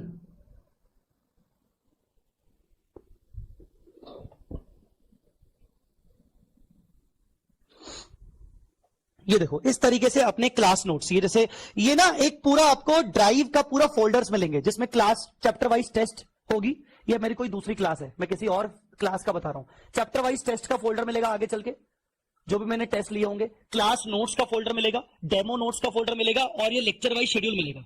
Lecture wise schedule, lecture wise schedule के अंदर मैंने हर लेक्चर के अंदर, ये देखो हर लेक्चर के अंदर कौन कौन सा लेक्चर कितने कितने ड्यूरेशन का है, कितने कितने मिनट्स का है, कौन सा चैप्टर कितने कितने लेक्चर्स का है, वो पूरा शेड्यूल चलेगा।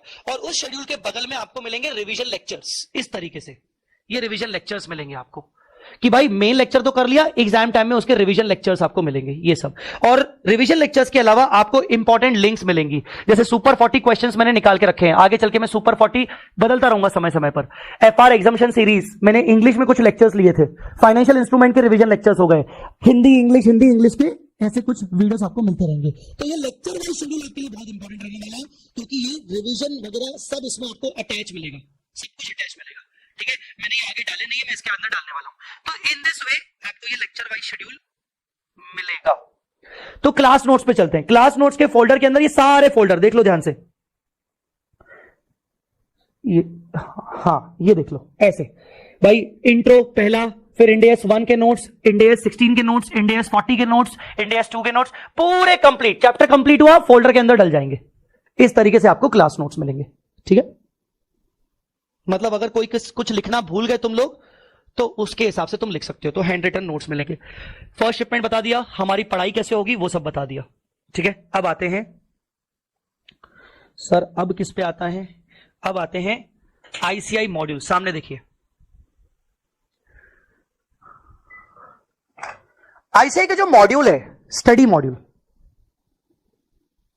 आईसीएआई स्टडी मॉड्यूल, ये शीट में अभी आपको अभी के अभी दे देता हूं। ये लीजिए, टेलीग्राम पे तो डाल ही देता हूं, और मैं ये वो ड्राइव में भी डाल दूंगा। ये आप आराम से बाद में अच्छे से देख लेना, अभी मैं आपको सिर्फ टेलीग्राम पे दे देता हूं।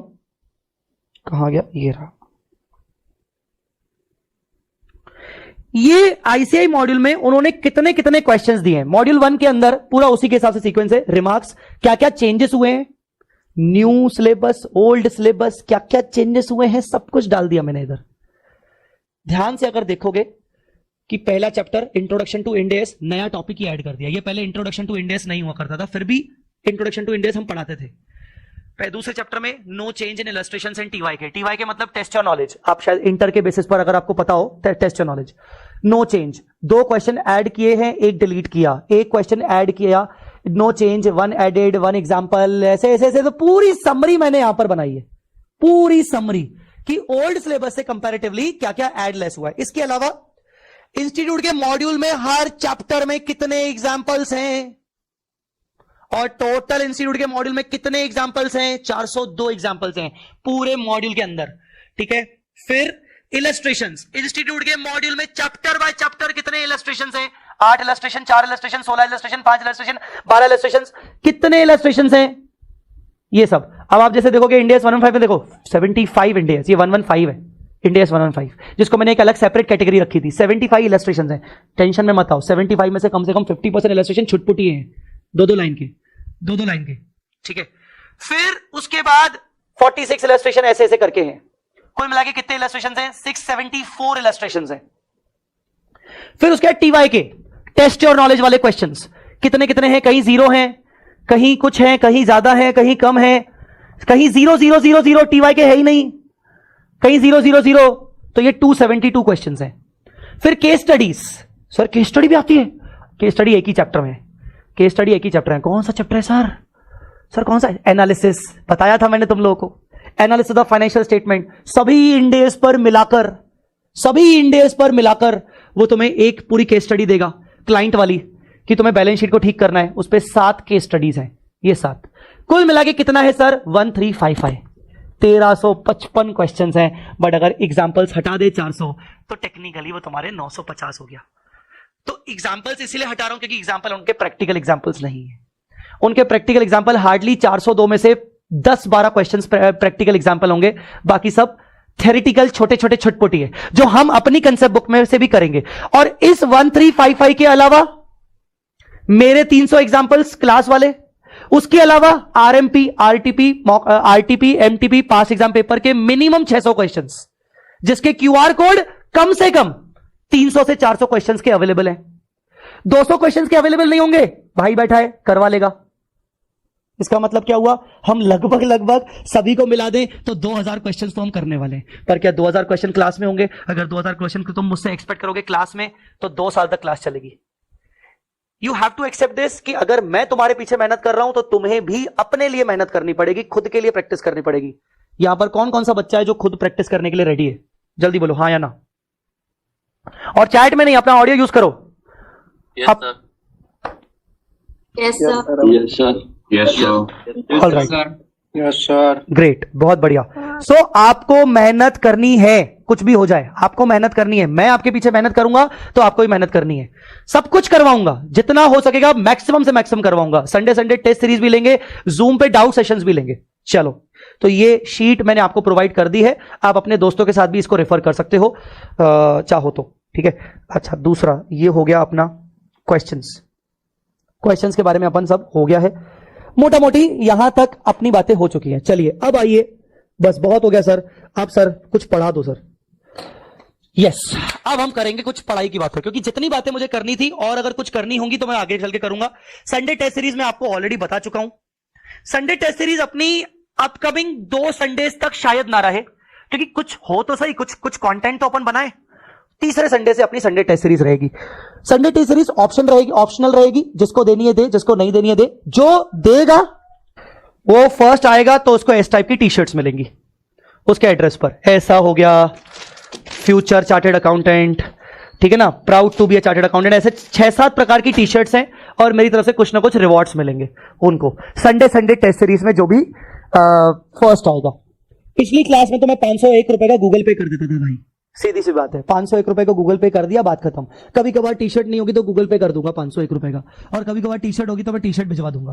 तो ऐसे कुछ रिवॉर्ड्स आपको मिलते रहेंगे, ताकि आप थोड़ा सा मोटिवेटेड रहो कि हाँ भाई टेस्ट दिया तो कुछ ना कुछ तो चलो मिल रहा है, ठीक है ना, किस चीजें हो रही हैं। तो इसी के बहाने कम से कम आप टेस्ट देते रहो, ठीक है।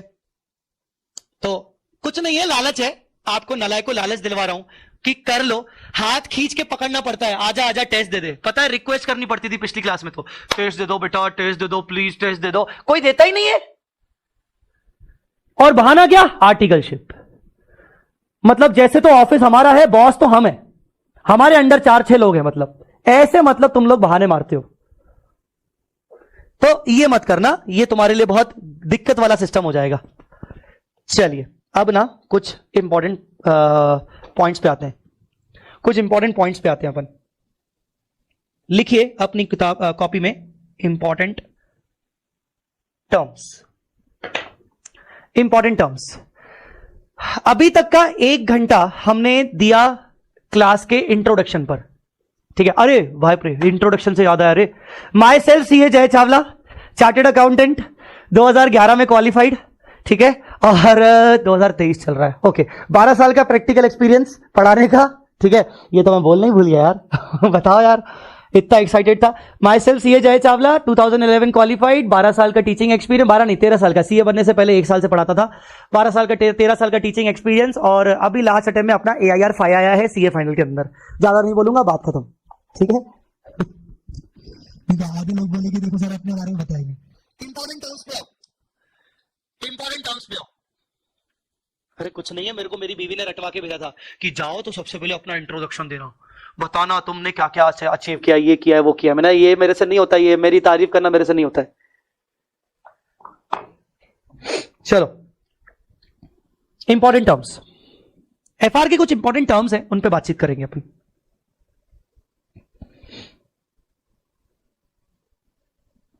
आइए, पहला टर्म लिखिए,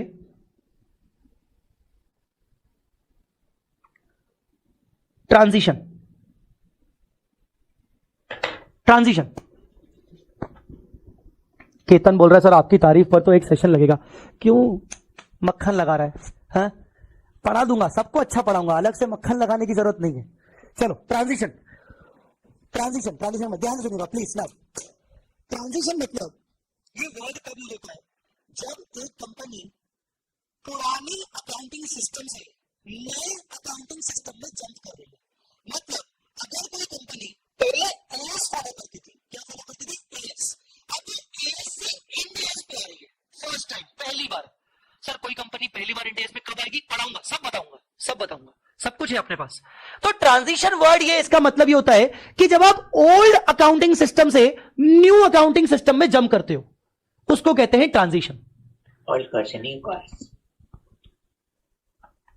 म्यूट कर दो, उसको कहते हैं ट्रांजिशन। तो अगर मैं बोलूं कि भाई पहले मैं ओल्ड अकाउंटिंग सिस्टम फॉलो करता था, तो ओल्ड अकाउंटिंग सिस्टम का नाम क्या था? Accounting standard. उसको थोड़ा सा और अच्छे से नाम बोलूं तो कंपनीज अकाउंटिंग स्टैंडर्ड रूल्स 2006। आगे चल के अमेंडेड भी हुए वो। अब उस कंपनीज अकाउंटिंग स्टैंडर्ड रूल 2006 से उठकर मैं आ जाऊंगा कंपनीज IND AS रूल्स 2015। हमारे सिलेबस में IND AS है, तो वो कंपनीज एक्ट के 2013 वाले एक्ट के companies IND AS rules 2015 cover होते हैं, 2015 से। तो ट्रांजिशन मतलब ओल्ड सिस्टम से न्यू सिस्टम में जंप करना, इसको बोलते हैं ट्रांजिशन। ठीक है, फॉलोइंग न्यू अकाउंटिंग रूल्स मतलब IND AS from old accounting rules मतलब AS, इसको कहते हैं ट्रांजिशन। इसके ऊपर, ट्रांजिशन के ऊपर हर IND AS का लास्ट पैराग्राफ ट्रांजिशन के ऊपर ही डेडिकेटेड होता है। जैसे कोई नया IND AS आया, फॉर एग्जाम्पल कोई नया IND AS आया, तो जैसे मैंने आपको थोड़ी देर पहले बताया था कि आगे चल के जिसका भी जो अटेम्प्ट है, आगे चल के क्या अमेंडमेंट पॉसिबल है। तो एक नया IND AS आया, IND AS 117, अभी तक है ही नहीं पर आने वाला है। तो 117 आया। अब 117 किसके ऊपर आया? इंश्योरेंस कंपनीज के ऊपर आया, ठीक है ना। अब इंश्योरेंस कंपनीज अभी तक क्या फॉलो करती है? 104 फॉलो करती है। 104 भी इंश्योरेंस का है। तो जब 117 आएगा तो 104 डिलीट हो जाएगा। और इंश्योरेंस कंपनी IRDA के गाइडलाइंस भी फॉलो करते हैं। तो जो 117 आया, अब उसको तो फर्स्ट टाइम अडॉप्ट करना पड़ेगा हमें, पहली बार फॉलो करना पड़ेगा हमें। तो 116 के सारे कॉन्सेप्ट्स के बाद सबसे लास्ट पैराग्राफ उसका ट्रांजिशन का होगा, और वो ये बताएगा कि अगर कोई कंपनी पुराने IND AS से नए IND AS में आ रही है, पुराने AS से नए AS में आ रही है, ओल्ड अकाउंटिंग से न्यू अकाउंटिंग में आ रही है, तो उसको कौन कौन सी रिक्वायरमेंट्स फुलफिल करनी पड़ेंगी। एट द सेम टाइम हम उनको क्या क्या एग्जम्पशन दे रहे हैं। मैं कुछ बातें आपको बता दूं। जैसे पीपी समझते हो क्या होता है? PP property plant and equipment, जैसे land and building, plant and machinery, ये सब पीपी होता है। अब पीपी के अंदर एक IND AS है, IND AS 16। मुझे कोई बताएगा पीपी का AS कौन सा था इंटर में? कोई बताएगा आप में से? Very good, 10। Very good, very good, very good. So कोई कंपनी है जो अभी तक AS फॉलो करती थी, AS 10। अब AS 10 अगर याद हो तो ठीक है, नहीं याद हो तो सुन लेना। AS 10 बोलता है कॉस्ट मॉडल और रिवैल्यूएशन मॉडल। मतलब आप अपनी एसेट को या तो कॉस्ट मॉडल के अकॉर्डिंग चला सकते हो। कॉस्ट मॉडल का मतलब ओरिजिनल कॉस्ट पे रिकॉर्ड किया और डेप्रिशिएट करते जाओ, उसको रिवैल्यू कभी मत करो। और एक होता है रिवैल्यूएशन मॉडल। रिवैल्यूएशन मॉडल बोलता है कि आप समय समय पर बैलेंस शीट डेट पर अपनी एसेट को फेयर वैल्यू कर सकते हो, मतलब मार्केट वैल्यू पर दिखा सकते हो, रीवैल्यूएशन मॉडल होता है, ठीक है ना। AS10 हमें अलाउ करता है। कोई company suppose cost model follow करती थी, रिवैल्यूएशन मॉडल फॉलो नहीं करती थी। अब वो चलते चलते चलते चलते वो एसेट को हो गए 20 साल, मतलब 20 साल पहले वो एसेट खरीदी थी। अब वो कंपनी इतनी बड़ी हो गई कि अब उसको इंड एस लगाना पड़ेगा। अब वो जब इंड एस में आ रही है तो उसके फाइनेंशियल स्टेटमेंट्स, उसकी जो बैलेंस शीट होगी वो तो एएस वाली बैलेंस शीट होगी। इसके अंदर जितने भी पीपी होंगे वो तो एएस के अकॉर्डिंग दिख रहे होंगे, ठीक है ना। मैंने सिंप्लीफाइड करने के लिए टी शेप बनाया है, तो एएसपीपी के अकॉर्डिंग हो गए। तो बेसिकली इस बैलेंस शीट को मुझे कन्वर्ट करना है, कन्वर्जन टू इंड एएस 16, और ये कौन सा एएस था, AS10। तो इस बैलेंस शीट में जितने भी आइटम है जिसमें पीपी AS10 है उसको मुझे कन्वर्ट करना है इंड एएस 16 में। तो वहां पर मुझे ये ट्रांजिशन प्रोविजंस की याद आएगी। फिर मैं जाऊंगा इंड एएस 16 के अंदर और उसका ट्रांजिशन प्रोविजन वाला पैराग्राफ ढूंढूंगा और देखूंगा कि मुझे इंड एएस 16 ने कोई एग्जम्पशन किया है क्या, क्योंकि असेट तो 20 साल पुरानी है। अब इंड एएस 16 पता है क्या बोलता है, वो बोलता है कि अगर तुम इंड एएस को पहली दफा फॉलो कर रहे हो, पहली बार फॉलो कर रहे हो, तो तुम्हारे जितने भी पीपी हैं उनको रिट्रोस्पेक्टिवली इंड एएस के अकॉर्डिंग फॉलो करो, रिट्रोस्पेक्टिवली। अब हम बोलेंगे भाई पागल हो गया है क्या, रिट्रोस्पेक्टिवली पीपी खरीदा था 20 साल पहले, उसको मैं मतलब 20 साल से पूरा क्यूमुलेटिव वर्किंग करूंगा। भाई नहीं नहीं नहीं, राम राम राम राम, नहीं कर पाऊंगा। पर उसके ट्रांजिशन प्रोविजन में लिखा हुआ है कि अगर पॉसिबल हो सके तो रिट्रोस्पेक्टिव चलो। और दूसरा ऑप्शन दिया है, एक एग्जम्पशन दिया है, एक एग्जम्पशन दिया है कि अगर आप पॉसिबल नहीं है तो फिर एक काम करो, जो भी पीपी का यहां पर आपका बुक वैल्यू है, WDV है, उसी को तुम इंड एएस में डीम्ड कॉस्ट मान लो, उसी को तुम उसकी डीम्ड कॉस्ट मान लो। मतलब जब तुम उस पीपी को यहां पर लेके आए तो it is called as deemed cost. मतलब मान लो कि तुमने फर्स्ट टाइम खरीदी और इतने में खरीदी। सर हर कोई तो यही फॉलो करेगा, हाँ, पर इंड एएस ने अपने ट्रांजिशन प्रोविजन बता दिए। तो मैं आपको ये वर्ड क्यों पढ़ा रहा हूं, हर इंड एएस के आखिरी पैराग्राफ में ट्रांजिशन प्रोविजन बताया जाता है कि जब ये इंड एएस पहली बार फॉलो किया जाएगा तो क्या क्या एडिशनल रिक्वायरमेंट्स आपको करनी है, क्या क्या एग्जम्पशंस आपको दिए गए हैं क्योंकि आप पहली बार फॉलो कर रहे हो, तो तब हमें ये ट्रांजिशन प्रोविजन काम आते हैं। इसके अलावा हमारे पास एक सेपरेट इंड एएस है, इंड एएस 101। वो इंड एएस बेसिकली जो 101 है उसका नाम ही है first time adoption of Ind as. जब भी कोई कंपनी पहली बार इंड एएस एडॉप्ट करेगी तो वो ट्रांजिशन प्रोविजन 101 के भी फॉलो करेगी। वो 101 जो है ना, वो 101 ने बहुत सारे एग्जम्पशंस दे रखे हैं कि हां तुम पहली बार आ रहे हो, मैं बताता हूं तुम्हें क्या करना है, तो तब आपको ये वर्ड ट्रांजिशन का काम आएगा। आया समझ में मतलब सबको? किसी को कोई डाउट हो तो पूछ लो। एनीबॉडी, कोई डाउट हो तो पूछ लो।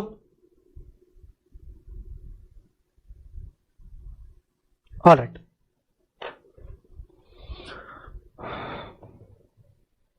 ये लिख लिया आपने ट्रांजिशन। सेकंड वर्ड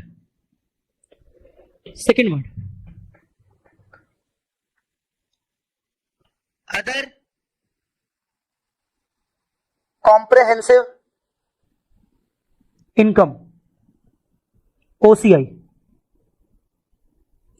किसी बच्चे ने ये नाम सुना है? किसी बच्चे ने ये नाम सुना है क्या?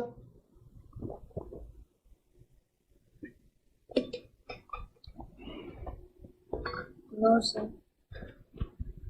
केतन बोल रहा है यस, ऑलराइट, और बाकी नो, ठीक है। अदर कॉम्प्रेहेंसिव इनकम OCI, ये एक नया कॉन्सेप्ट है इंड एएस में। एएस में ऐसा कोई कॉन्सेप्ट नहीं था, let me discuss this other comprehensive income वाला पार्ट बहुत अच्छे से, ध्यान से सुनना। अदर कॉम्प्रेहेंसिव इनकम डिस्कस करने के लिए एक एग्जांपल मैं देना चाहूंगा, ध्यान से सुनना।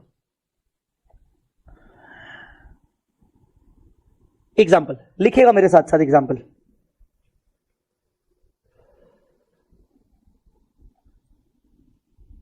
पीपी WDV को बेटा CA बोलते हैं, कैरिंग अमाउंट। WDV को कैरिंग अमाउंट बोलते हैं। PP WDV 1 lakh sold at 120। बेटा क्या एंट्री पास करोगे?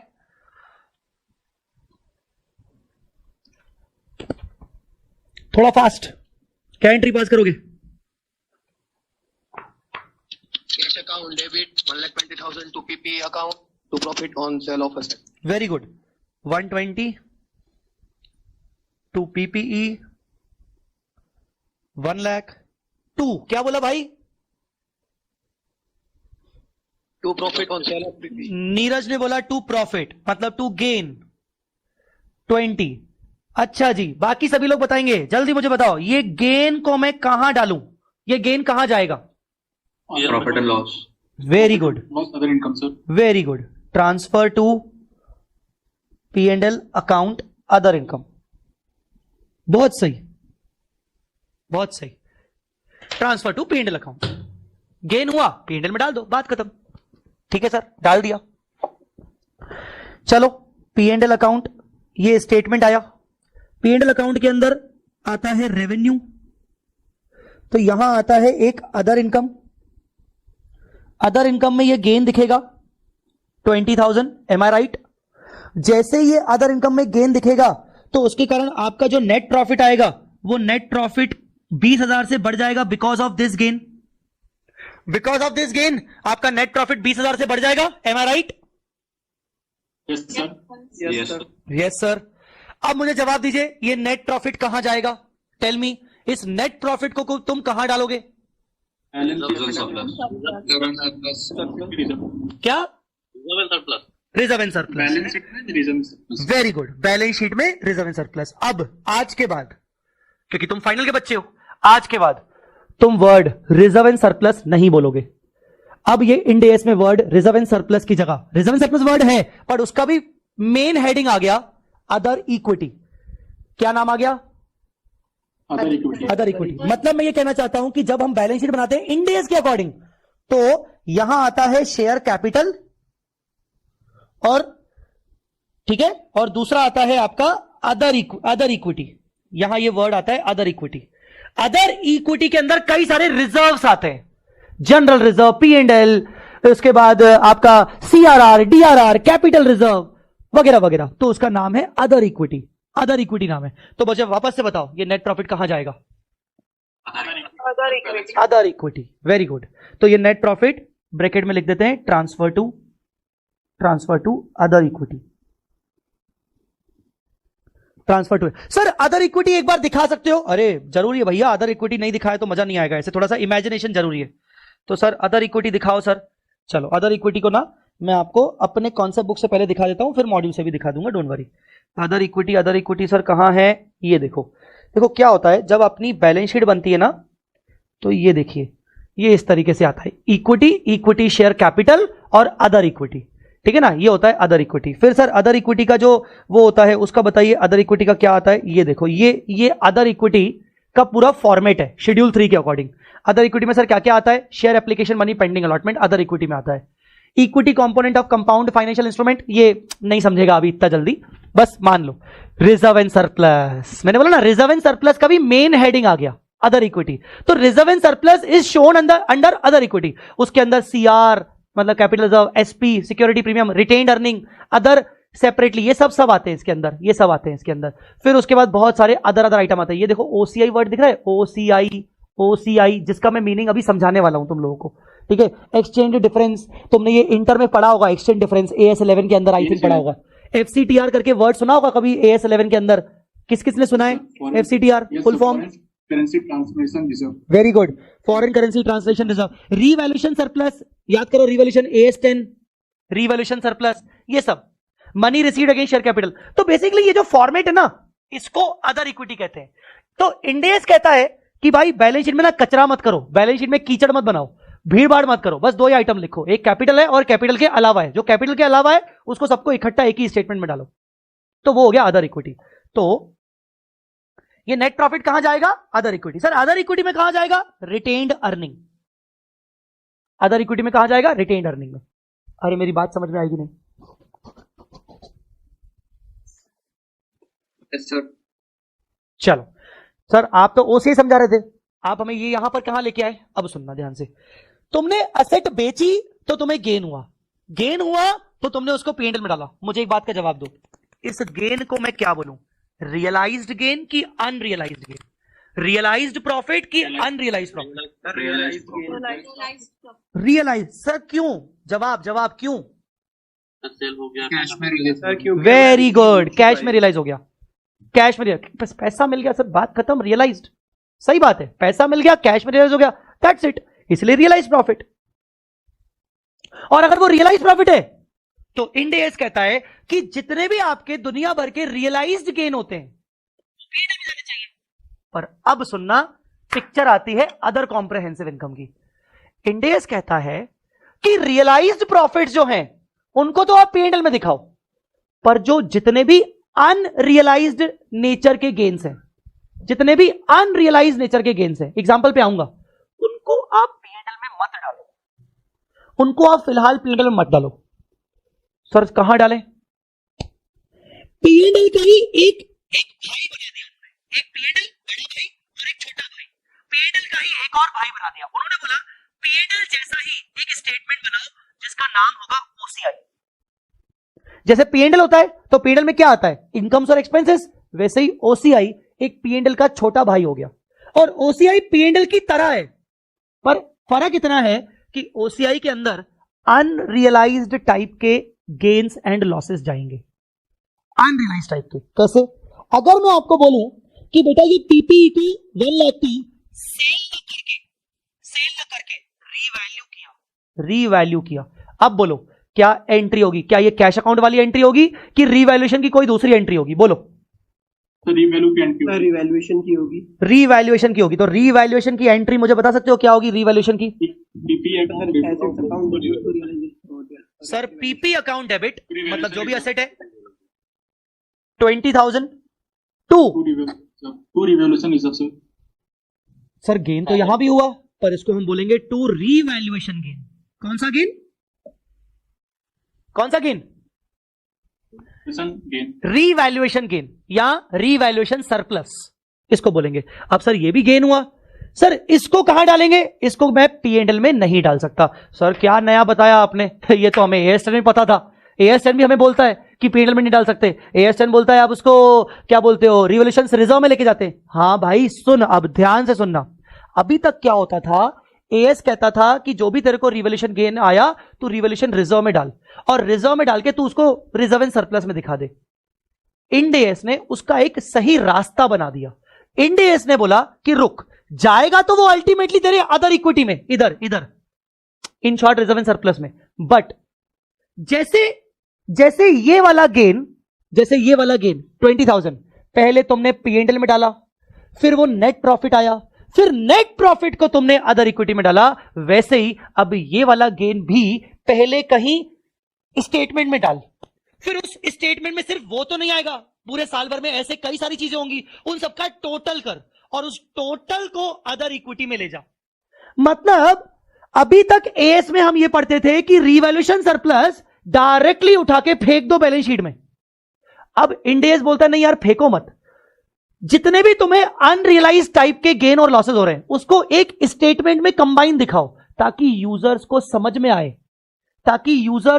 समझ में आए कि हां ड्यूरिंग द ईयर कंपनी के ऐसे कौन कौन से गेन्स हैं जो अनरियलाइज नेचर के, उनकी पूरी समरी बना, और समरी बना के यहां पर लिख रीवैल्यूएशन गेन, फलाना गेन, डिमका लॉस, वॉटएवर जो भी हैं उनका टोटल कर, और ये टोटल इसके ऊपर, टोटल के अलावा टोटल इसके ऊपर टैक्सेशन के कितने इंपैक्ट हैं वो बता, इनकम टैक्स के क्या इंपैक्ट है उस पर, कोई डेफर्ड टैक्सेस तो नहीं बनेंगे, डीटीए डीटीएल तो नहीं बनेंगे। अच्छा 1 सेकंड, मैं यहां पर 2 मिनट पॉज ले रहा हूं।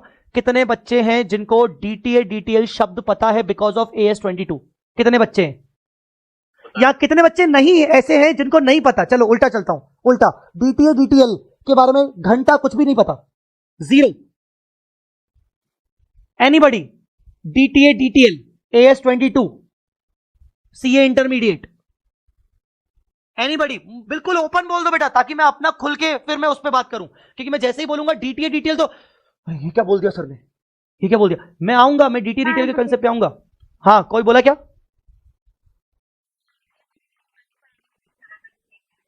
ठीक है डीटीए डीटीएल के कंसेप्ट जो होते हैं वो इनकम टैक्स के कारण निकाले जाते हैं। हमारे पास उसका इंड AS 12 करके है, हम उसको पढ़ेंगे। पर अगर जब डीटीए डीटीएल की बात करते हैं तो डीटीए डीटीएल क्यों निकलता है? इनकम टैक्स के प्रोविजन अलग होते हैं, ये तो इनकम टैक्स की ट्रीटमेंट्स अलग होती हैं कई बार, और अकाउंटिंग ट्रीटमेंट इंड AS की अलग होती है, AS की अलग होती है। कहीं कहीं AS बोलता है अक्रूवल सिस्टम फॉलो करो और इनकम टैक्स बोलता है कैश सिस्टम फॉलो करो। उस वजह से होता क्या है कि मैंने अक्रूवल सिस्टम फॉलो किया तो मैंने उसको इनकम बुक कर लिया, पर वो मेरे को इनकम अभी तक मिली नहीं है, तो इनकम टैक्स बोलता है मैं टैक्स ही नहीं लगाऊंगा मैं टैक्स लगाऊंगा ही नहीं, तेरे को अभी तक कैश आया ही नहीं है। तो कई बार ऐसा होता है कि इनकम टैक्स के अकाउंटिंग ट्रीटमेंट अलग होते हैं और बुक्स ऑफ अकाउंट्स में AS और इंड AS के अकाउंटिंग ट्रीटमेंट अलग होते हैं। अब बुक्स ऑफ अकाउंट्स के अकॉर्डिंग तो मैंने इनकम दिखा दी तो उस पर टैक्स लगना चाहिए, पर इनकम टैक्स मुझसे टैक्स ले नहीं रहा, तो ले नहीं रहा तो इसका मतलब क्या कभी नहीं लेगा? नहीं नहीं लेगा, अगले साल लेगा, क्योंकि मुझे इनकम अगले साल मिलेगी। उस वजह से टैक्सेस के जो डिफरेंसेस क्रिएट होते हैं, मतलब जो टैक्स आना चाहिए था करंट ईयर में क्योंकि अक्रूवल इनकम हो गई है, पर टैक्स नहीं आया, वो आएगा अगले साल में। तो जो टैक्स आना चाहिए था और टैक्स क्या आया, उन दोनों के डिफरेंसेस को बोलते हैं deferred taxes. Deferred taxes, deferred मतलब डिफरेंसेस। तो बेसिकली OCI में ऐसी सारी इनकम्स और एक्सपेंसेस आएंगी जो कि या तो अनरियलाइज नेचर की है या तो किसी इंड AS के द्वारा बोली गई है कि भाई उसको OCI में डालो, उसको P&L में मत डालो। मैंडेटरी बेसिस पर इंड AS ने बोल दिया कि नहीं नहीं नहीं, ये वाली इनकम P&L में नहीं जाएगी, ये वाली OCI में जाएगी। तो वो सारी प्रकार की इनकम्स एक साथ इकट्ठी दिखेगी ताकि लोगों को पता चले कि ड्यूरिंग द ईयर ऐसे कौन कौन से आइटम्स थे और उनके क्या टैक्स इंपैक्ट थे, तो वो आ जाएगा। और उसके बाद उसका नेट जो रहेगा, जैसे अब मुझे तुम जवाब देने वाले हो, जैसे तुमने नेट प्रॉफिट को अदर इक्विटी में ट्रांसफर किया रिटेन्ड अर्निंग के अंदर, तो यहां का भी एक नेट OCI निकलेगा, नेट OCI। समझा कि नहीं? और बताओ, तुम मुझे जवाब देने वाले हो, जैसे नेट प्रॉफिट को तुमने ट्रांसफर किया, इसका क्या करोगे? बोलो, इसका क्या करोगे?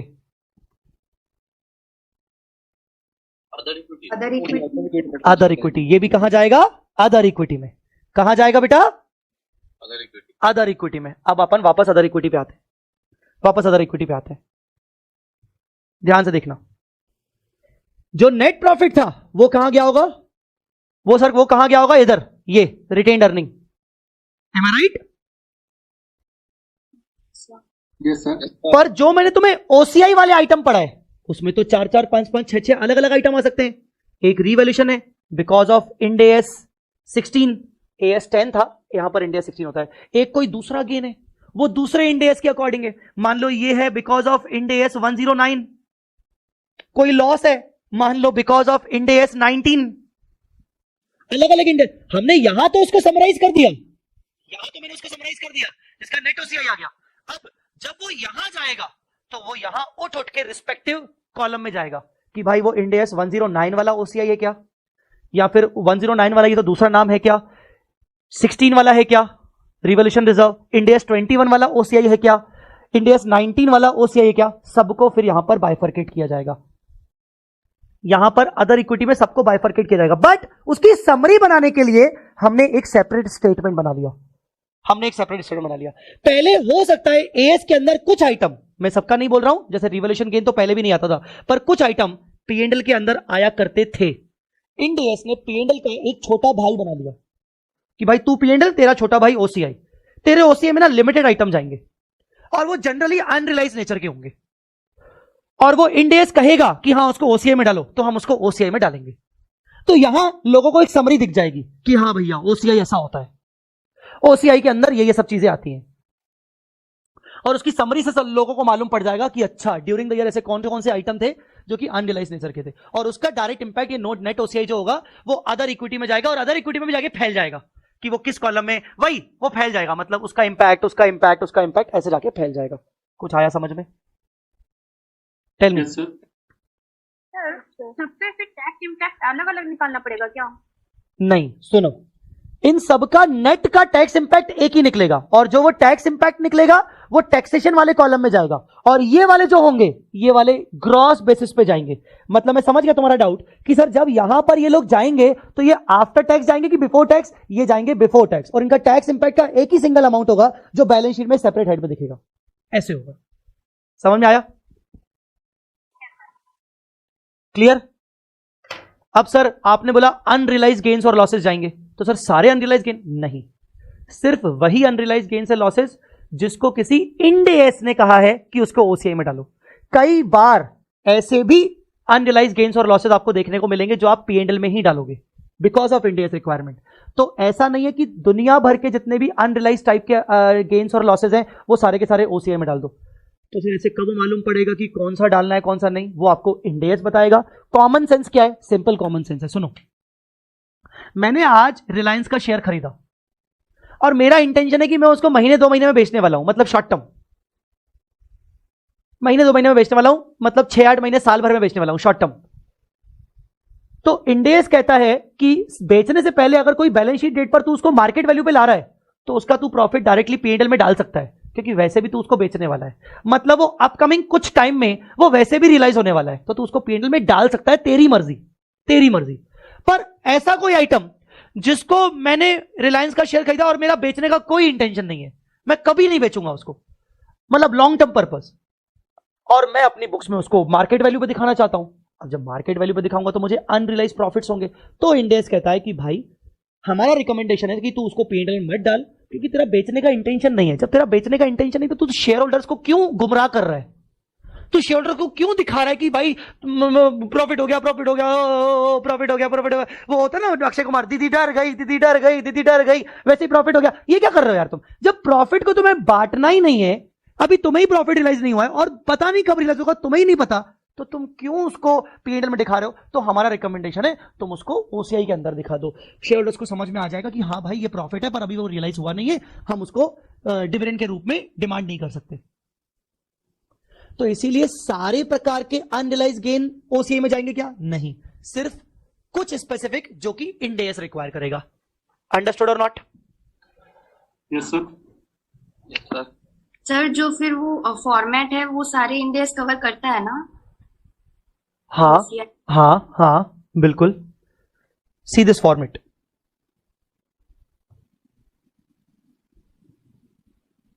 सी दिस, पूरा नाम आएगा statement of profit and loss. फिर प्रॉफिट एंड लॉस आपका शुरू हो गया बड़ा भाई, ये बड़ा भाई चल रहा है, revenue, other income, expenses, purchase of stock in trade, all these expenses, total expenses, profits before taxes, taxes, profit after taxes. अभी भी आपका बड़ा भाई चल रहा है, बड़ा भाई चल रहा है, profit loss from discontinued operations, taxes, उसके profit losses, total profit losses, that's it. बड़ा भाई खत्म, छोटा भाई शुरू। छोटे भाई को पढ़ो, क्या लिखा है? Other comprehensive. मतलब छोटा भाई का स्टेटमेंट अलग से नहीं बनेगा, छोटे भाई का स्टेटमेंट बड़े भाई के कंटिन्यूएशन में बनेगा। अब पढ़ो अदर कॉम्प्रिहेंसिव इनकम। अब कोई भी एक बच्चा पढ़ेगा, चलो नीरज पढ़ो, पहला पॉइंट क्या लिखा है? Income. Items that will not be reclassified to profit or loss. और next Income tax relating to items that will not be reclassified to profit or मतलब loss. आपने यहां पर गेन्स एंड लॉसेस लिखे और उसका टैक्स इंपैक्ट लिखा, income tax. फिर मोहित Shah, Second point, items that will be reclassified to profit and loss. Income tax relating to items that will be reclassified to profit and loss. हमने क्या किया? ये other comprehensive को पीएनएल के continuation में बना दिया और उसको दो कैटेगरी में डिवाइड कर दिया। दो कैटेगरी कौन सी? NRPL, RPL. NRPL not reclassified to PNL, RPL reclassified to PL. Sir ये क्या होता है? ऐसे आइटम्स जो फिलहाल आपने अदर कॉम्प्रिहेंसिव इनकम में डाल दिए, कभी ना कभी रियलाइज हो सकते हैं, ये श्योर है, और वो आपके यहां से उठ के मेन पीएनएल में जाएंगे, मेन पीएनएल में जाएंगे। और दूसरा ये हो गए आरपीएल जो मेन पीएनएल में जाएंगे, और दूसरा एनआरपीएल, ऐसे आइटम जो एक बार अदर कॉम्प्रिहेंसिव इनकम में आ गए पर वो उठ के कभी भी मेन पीएनएल में नहीं जाएंगे, वो हमेशा आपकी अदर इक्विटी में दिखते रहेंगे, अदर इक्विटी के सेपरेट कॉलम में दिखते रहेंगे। कुछ आया समझ में? कुछ आया समझ में? तो इसका कोई एग्जांपल? एग्जांपल इंड एएस के अकॉर्डिंग है, जैसे अभी मैंने बोला रीवैल्यूएशन, इसका एग्जांपल सुनो, ध्यान से देखना,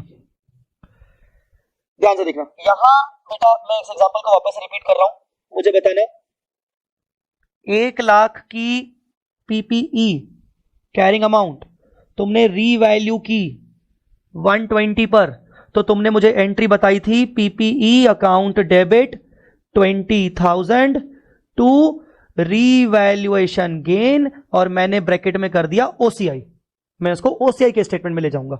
ये 20,000 बेटा क्लियर हुआ। अब after some time above PPE sold above PPE sold at, आपने पीपीई को बेच दिया, सोल्ड एट 125, आपने पीपीई को बेच दिया 125 में। मुझे बताओ बुक वैल्यू कितनी दिख रही है आपको? आफ्टर सम टाइम लिखा है मैंने, बुक वैल्यू कितनी दिख रही है? 120। वेरी गुड, वेरी 120 होगी ना बेटा, 1 लाख से आपने 20,000 तो इंक्रीज कर दिया। तो अब मुझे एंट्री बोलो। Account debit 125 to PP PPE, बोलो 120 Yes, sir. 120, और बोलो गेन बोलो। To gain 5,000. ये जो गेन है ये तो डायरेक्ट पीएनएल में जाएगा, ये तो डायरेक्ट पीएनएल में जाएगा, ये तो रियलाइज्ड है, समझे क्या? तो ये गेन आरपीएल होगा मतलब। रुको, नहीं रुको, अभी रुको, ये गेन तो पीएनएल में चला गया, क्लियर है कि नहीं? बोलो हाँ।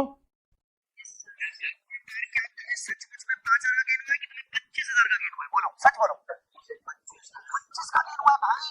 तुमने तो सिर्फ 5 का दिखाया। हाँ, वो जो 20 का गेन था ना, उसको हाइड करके रखा था, छुपा के रखा था। किसके अंदर? ओसीआई के अंदर, ओसीआई के अंदर छुपा के रखा था। तो एक्चुअल में इंड एएस कहता है, नाउ सी इंड एएस 16 कहता है कि अब जो तुमने गेन 20,000 का तुमने ओसीआई के अंदर छुपा के रखा था ना, 20,000 का जो गेन था वो छुपा के रखा था ना, एक काम करो, उसको पीएनएल में मत ले जाओ, उसको डायरेक्टली तुमने अभी तक ना उसको ओसीआई छुपा के रख रहे थे।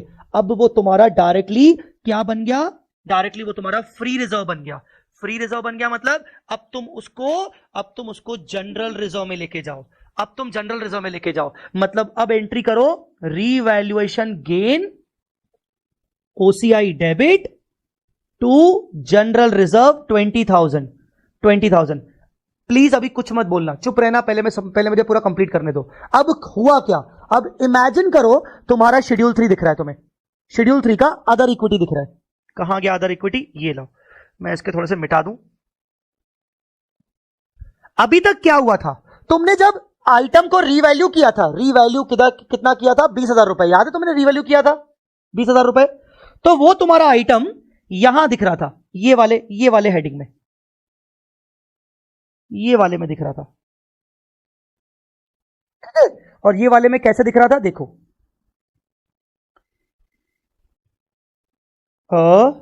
यहां पर टोटल यहां पर दिख रहा था, ये 20,000, ये 20,000 यहां दिख रहा था, 20,000।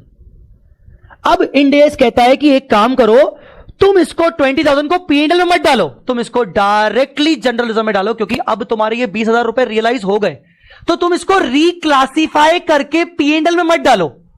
ये तुम्हारा जो आइटम है ये एनआरपीएल है, not to be reclassified to P&L. इसको डायरेक्टली जनरल रिजर्व में लेके जाओ। अब पढ़ो ध्यान से सर, ये तुम्हारा 20 था, अब ध्यान से पढ़ो इसको, देखो transfer to retained earning, transfer to retained earning मतलब अब तुम एक काम करो, यहां से तुम 20,000 रुपए ये हटा दो, नेगेटिव कर दो, और ये जो रिटेन्ड अर्निंग है ये वाला कॉलम, यहां तुम डायरेक्टली उसको 20,000 लेके आओ। मतलब जो चीज तुम्हारी पहले 20,000 पिछले साल तक, लास्ट ईयर तक, ये लास्ट ईयर तक इस कॉलम के अंदर दिखती थी, तो शेयर होल्डर को समझ में आता था कि अच्छा मतलब ये रियलाइज नहीं हुआ, अब तुमने एसेट बेच दिए तो तुम उसको बेवजह पीएनएल में मत ले जाओ। सर पीएनएल में क्यों नहीं ले जाएं? अरे भाई पीएनएल में ड्यूरिंग द ईयर के प्रॉफिट लॉसेस आते हैं। ये तुम्हारा 20,000 का प्रॉफिट पिछले साल ऑलरेडी हो चुका था, तुम उसको करंट ईयर में रिक्लासिफाई मत करो। करंट ईयर में तो तुम्हारा 5,000 रुपए गया है ना, जो करंट ईयर में सचमुच में हुआ। तुम्हारा 25,000 का प्रॉफिट था, 25 में से तुम्हारा 5,000 का प्रॉफिट करंट ईयर का है, और करंट ईयर का रियलाइज हो गया तो तुमने उसको डायरेक्टली पीएनएल में डाल दिया। वो तुम्हारे रिटेन्ड अर्निंग में ऑलरेडी आ चुका है। Sir what about 20,000? वो तुम्हारा लास्ट ईयर का है, तुम उसको करंट ईयर के पीएनएल में रिक्लासिफाई मत करो, तुम डायरेक्टली बिना पीएनएल में रिक्लासिफाई करे तुम उसको डायरेक्टली जनरल रिजर्व में डाल दो, मतलब रिटेन्ड अर्निंग में डायरेक्ट लेके आओ। और ऐसे आइटम जो ओसीआई के आइटम पीएनएल में ना जाके डायरेक्टली आपके रिजर्व एंड सरप्लस में आते हैं, उन आइटम्स को कहा जाता है NRPL, not to be reclassified to P&L, directly to be transfer to the reserve and surplus. कुछ आया समझ में कि नहीं? Yes, sir. You remember one thing, let me tell you one thing. तुम्हारे CA इंटर में अगर किसी को याद हो तो हम DRR CRR बनाते थे, debenture redemption reserve, CRR, DRR CRR बनाते थे, याद है? बस यस और नो में जवाब देना। तुम्हें जब बनाते थे DRR CRR तो एंट्री करते थे P&L account debit to DRR, P&L account debit to CRR, याद करो, ये एंट्री करते थे।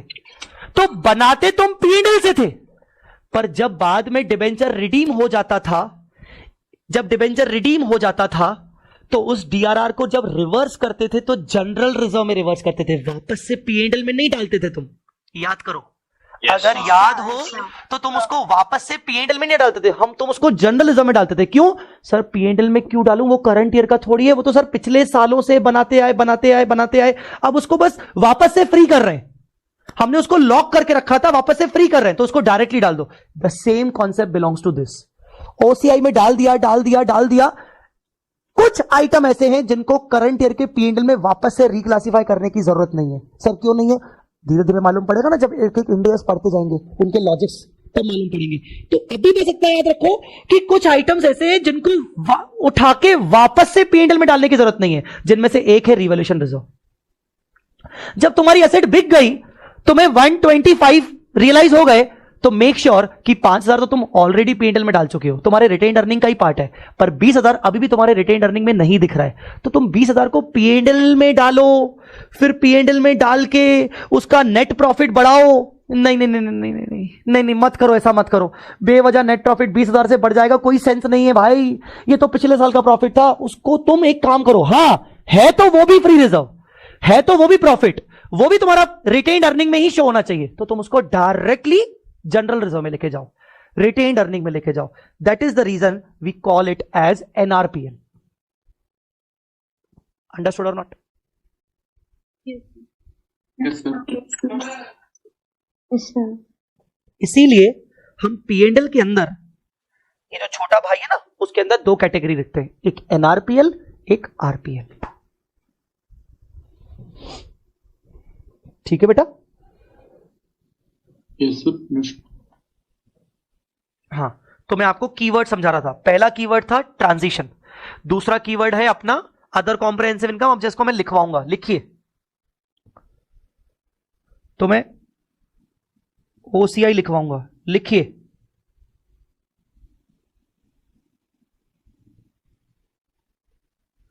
Those items of incomes and losses or expenses which are unrealized in nature and are required as per Ind AS to be shown in a separate statement. Those items of incomes and expenses या losses which are unrealized in nature and are required to be shown in a separate statement. Such separate statement is called OCI, other comprehensive incomes. ALB, sir, is revaluation reserve always a NRPL? Yes, revaluation reserve is always NRPL, कभी भी वो RPL नहीं होगा, वो defined है। NRPL और RPL के item defined है, तो revaluation reserve is always NRPL. These items are already defined in respective Ind AS. कितने Ind AS है? 35। तो 35 Ind AS है, तो 35 Ind AS के अंदर आपको कई बार ऐसे दिखेंगे कि भैया ये NRPL है, हाँ ये RPL है, हाँ ठीक है, ऐसा। एग्जाम्पल के तौर पर लिखो, एग्जाम्पल के तौर पर पहला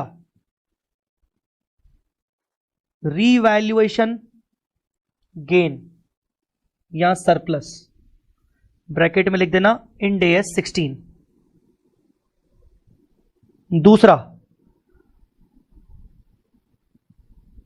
फॉरेन एक्सचेंज डिफरेंसेस, याद होगा AS 11, किसको किसको याद है फॉरेन एक्सचेंज वाला AS 11?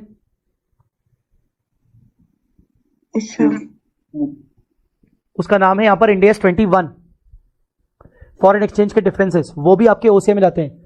हाँ सर AS 11 में भी कुछ कुछ तो था, वहां पर था FCTR, थोड़ा थोड़ा याद दिलाऊं, ब्रांच अकाउंट्स पढ़ते थे फॉरेन ब्रांचेस, उसमें दो चीजें होती थी, इंटीग्रल नॉन इंटीग्रल। इंटीग्रल के अंदर कन्वर्जन करने पर जो डिफरेंस आया वो P&L में जाएगा, पर नॉन इंटीग्रल में जो डिफरेंस आया वो FCTR में जाएगा, याद करो था कि नहीं? और उसमें था कि FCTR में डालोगे, पर जब आगे चल के नॉन इंटीग्रल को कन्वर्ट कर दोगे इंटीग्रल में या नॉन इंटीग्रल को बेच दोगे तो जितना भी FCTR है वो P&L में डालना पड़ेगा, ऐसा AS 11 कहता था। अब अगर वो याद नहीं है तो मेरा दोष नहीं है उसमें, पर मैं जो बता रहा हूं वो AS वाली बातें बता रहा हूं। वो बोलता था कि आगे चल के जब तुम्हारा नॉन इंटीग्रल बंद हो जाएगा, खत्म हो जाएगा, या उसको तुम कन्वर्ट कर दोगे इंटीग्रल में, तो FCTR को उठा के P&L में डाल देना। इसका मतलब यहां पर भी वही, तो वो क्या बन जाएगा RPL, वो रिक्लासिफाई होके P&L में आ जाएगा। तो ये जो आइटम है ये आपका NRPL है और ये आपका RPL है, क्योंकि ये आगे चल के P&L में जाएंगे। तो कुछ ऐसे आइटम्स होते हैं जो P&L में जाते हैं, कुछ आइटम होते हैं जो P&L में न जाके डायरेक्टली बैलेंस शीट में जाते हैं। देखो बेटा, आप यूं समझो कि हर किसी की अल्टीमेट डेस्टिनेशन बैलेंस शीट है। कोई भी इनकम हो, कोई भी एक्सपेंस हो, कोई भी गेन हो, कोई भी लॉस हो, सबकी अल्टीमेट डेस्टिनेशन बैलेंस शीट है और बैलेंस शीट का अदर इक्विटी है। अदर इक्विटी में ये सारे भाई बहन लोग मिलकर नाचेंगे। ये देखो कहां गया, नहीं ये नहीं है, कहां गया ये। यहां तुझे ना सारे भाई बहन लोग मिल जाएंगे, सारे कजिन्स लोग यहां पर बैठे हुए हैं, सबकी अल्टीमेट डेस्टिनेशन ये है बैलेंस शीट, और बैलेंस शीट के अंदर अदर इक्विटी। अब बस फर्क इतना है कि कुछ लोग P&L के थ्रू आए हैं, कुछ लोग डायरेक्टली उड़ के आए हैं। जो डायरेक्टली उड़ के आए हैं उसको बोलोगे NRPL, जो डायरेक्टली आए हैं OCI से डायरेक्ट आ गए, और कुछ ऐसे हैं जो पहले OCI में थे उनको वापस P&L में डाला गया और P&L में नेट प्रॉफिट के रूप में वो रिटेन्ड अर्निंग में आ गए। और कुछ ऐसे हैं जिनको कभी OCI में डाला ही नहीं गया, P&L में डाला गया, नॉर्मल इनकम्स रियलाइज नेचर की, वो डायरेक्टली P&L में आके यहां आ गए। तो try to understand every income, every expense, every loss, every gain has only one destination, that is called other equity. It's other equity only. One destination, other equity. Now that depends कि some are directly coming, some are coming through P&L, some are coming through OCI, and some are coming to OCI, then they are reshifted to P&L, and then they are coming from P&L. That depends. And sir ऐसा क्यों कर रहे हैं बार बार? इसके सबके पीछे logics है। जब एक एक इंड AS पढ़ना शुरू करेंगे तो आपको लॉजिक्स क्लियर होंगे कि अच्छा हाँ सर, अच्छा ओके। मेरे स्टार्टिंग के 3-4 सेशंस बहुत ज्यादा डिटेल ये चीजों में जाएंगे, तो जब मैं ओरिजिनल इंड AS लेना शुरू करूंगा ना तो आपको रियलाइज होगा, अच्छा हाँ सर आपने पढ़ाया था, फर्स्ट क्लास में बोला तो था, आपने सेकंड क्लास में बोला था, ठीक है ना, बहुत सारे राज खुलेंगे। एनीवेज बेटा ये वाला टर्म क्लियर है सबको? OCI जल्दी करो, अपना टाइम जा रहा है, मुझे जल्दी जवाब दो ताकि मैं अपनी तीसरी टर्म पे आ सकूं। Third term reclassification adjustment. ये वर्ड कई बार आपको सुनने को मिलेगा, रिक्लासिफिकेशन एडजस्टमेंट। मैं आपको अभी ये OCI के कॉन्सेप्ट में मैंने आपको कहीं ना कहीं समझा दिया। बेटा RPL का फुल फॉर्म क्या होता है? RPL का full form reclassified to P&L। मतलब इसका मतलब क्या होता है? ऐसा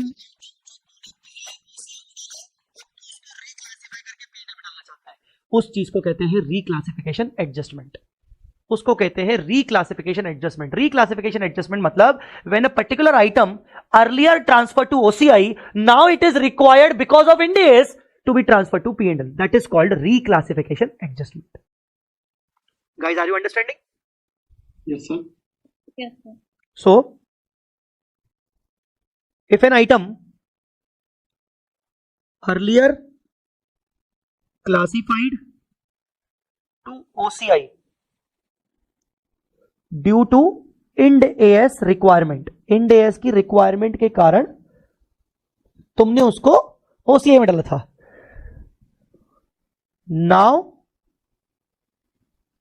it is required by Ind AS to be transferred to P&L. This is called reclassified adjustment. इसको कहते हैं reclassified adjustment.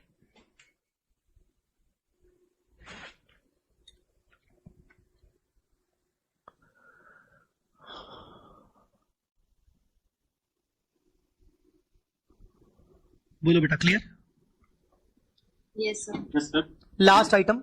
हाँ, इसमें कोई डाउट? एक डाउट था हाँ हाँ हाँ हाँ हाँ, बिल्कुल बिल्कुल. सर, एनआरपीएल और आरपीएल को अपन लोग आइडेंटिफाई कैसे करेंगे हर बार कि ये आरपीएल है या इंडेस बोला ना बेटा, इंडेस इंडेस इंडेस. तो केस टू केस वेरी करेगा? केस टू केस वेरी करेगा, पर्टिकुलर इंडेस के हिसाब से चलेंगे.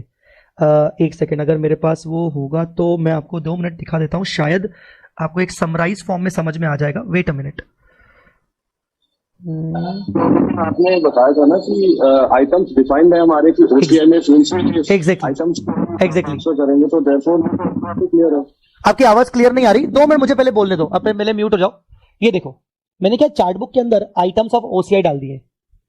अब वो बिकॉज ऑफ विच इंडेस के कारण ओसीआई में आ रहे हैं, विच इंडेस के कारण आ रहे हैं, विच इंडेस के कारण आ रहे हैं, वो सब लिखे हुए हैं. और मैंने नीचे लिखा है 19 वाला जो ओसीआई में जाता है वो एक्चुअल गेन और लॉस जाता है, और नीचे लिखा है such item of OCI will not be reclassified to P&L. मतलब ये एनआरपीएल हो गया. इंडेस 16 पीपी वाला और इंडेस 38 इंटेंजिबल वाला, जब तुम रिवोल्यूशन गेन करते हो तो such item of OCI will not be reclassified to P&L. तो हर इंडेस के अकॉर्डिंग डिफाइंड है वो ये सीरीज, वो ये पूरी समरी है. ये पूरी समरी है कि किसको रिक्लासिफाई करेंगे किसको नहीं करेंगे, वो इंडेस के अकॉर्डिंग समराइज है. हाँ, अभी जो भी अपना डाउट पूछ रहा था, जिसकी आवाज क्लियर नहीं थी, वो वापस से पूछ सकता है. कुछ बोल रहा था शायद वो.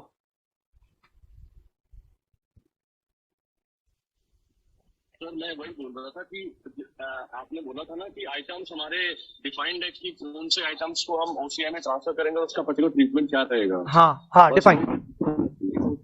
डिस्टिंग्विश करने का अपने को कोई जरूरत नहीं, जो ऑलरेडी डिफाइंड है, अदर देन जो नहीं डिफाइंड है. यस अतुल, यस अतुल, हर इंडेस के अंदर द आइटम इज डिफाइंड. इसीलिए मैं ये रीजन दिखा रहा हूं समरी. ये समरी भी आपको मेरे चार्ट बुक में मिल जाएगी. अपडेटेड मिलेगी ऑब्वियसली, ये थोड़ी अपडेटेड नहीं है तो ये अपडेटेड मिल जाएगी. हर समरी आपको ये मिल जाएगी इस तरीके से. तो आपको लास्ट में क्या करना है, एग्जाम टाइम में आपके सामने ये समरी रहेगी, तो आपको समझ में आ जाएगा कि यार ये आइटम एनआरपीएल होता है, ये आइटम आरपीएल होता है, और दैट इज डिफाइंड. ये हमें आइडेंटिफाई करने की जरूरत नहीं है, ये पहले ही इंडेस के द्वारा डिफाइंड है. अच्छा, अब क्यों आरपीएल है, क्यों एनआरपीएल है, वो तो जब इंडेस पढ़ेंगे तब समझ में आएगा. उसका लॉजिक तो इंडेस में, अभी वो हम एक्सप्लेन नहीं कर सकते क्योंकि उसके लिए पूरी इंडेस की नॉलेज चाहिए. अरे समझा क्या? Yes sir. Yes sir. तो लास्ट में ये ना आपको ये इंपॉर्टेंट समरी बहुत काम आएगी, ये वाली ओसीआई वाली. एनीवेज, वापस आते हैं. लास्ट एक प्लीज लास्ट लिख लो जल्दी जल्दी. स्टेटमेंट, एक लास्ट टर्म बच गई, statement of changes in equity. ये टर्म किसने पहले सुन के रखा है? ये टर्म पहले किसी ने सुना होगा यार, ये तो मेरे को लगता है सुना होगा, ऑडिट वगैरह में, इंटर में ऑडिट में सुना होगा, ऑडिट वाले सब्जेक्ट में, या किसी ने शायद आर्टिकलशिप के टाइम पर. इसको बोलते हैं सोकी, SOCIE, शॉर्ट में हम इसको बोलेंगे सोकी. सबका शॉर्ट S, ऑफ का OCIE, SOCIE. Statement of changes in equity. इसको समझने के लिए पहले समझो क्या होता है बेटा. इक्विटी का फॉर्मूला लिखो. Equity is equal to, as per Ind AS, equity is equal to equity share capital plus other equity. Equity word अलग है, इक्विटी शेयर कैपिटल वर्ड अलग है, अदर इक्विटी वर्ड अलग है। जब हम शेयर कैपिटल को अदर इक्विटी के साथ टोटल करेंगे तो वो टोटल बन जाएगा आपका इक्विटी। इक्विटी दो चीजों से बना है, इक्विटी शेयर कैपिटल और अदर इक्विटी। पहले इसको शेड्यूल 3 में देखते हैं। बैलेंस शीट के अंदर वर्ड क्या है? इक्विटी, मेन हेडिंग, और मेन हेडिंग के नीचे दो ही आइटम है, equity share capital and other equity. मतलब formula is clear as per the formula should be clear कि इक्विटी मतलब equity share capital and other equity. Now during the year equity share capital में कई सारे बदलाव हुए होंगे। आपने शेयर बायबैक किया होगा, आपने बोनस इशू दिया होगा, आपका कोई कन्वर्टेबल प्रेफरेंस शेयर इक्विटी में कन्वर्ट हुआ होगा तो इक्विटी कैपिटल में बदलाव हुए। आपका कोई convertible debenture share capital equity capital बन गया। आपके share warrant equity share capital में बदले होंगे। सीए इंटरमीडिएट में एक चैप्टर पढ़ा था, ESOP, employee stock option plan. तुमने अपने एम्प्लॉय को ईसॉप दिया होगा, वो शेयर कैपिटल करंट ईयर में हो सकता है बन गया हो। तो during the year share capital में तो बहुत सारे चेंजेस हुए होंगे। In the same way during the year तुम्हारे अदर इक्विटी में भी चेंजेस हुए होंगे। अभी मैंने अदर इक्विटी की बातें की कि during the year retained earning से कितना आया, ओसीआई से रिटेन्ड अर्निंग में कितना ट्रांसफर हुआ, डिविडेंड कितना दिया, कैपिटल रिजर्व कहां कहां से आया, सीआरआर, डीआरआर, दुनिया भर की चीजें। तो अगर मुझे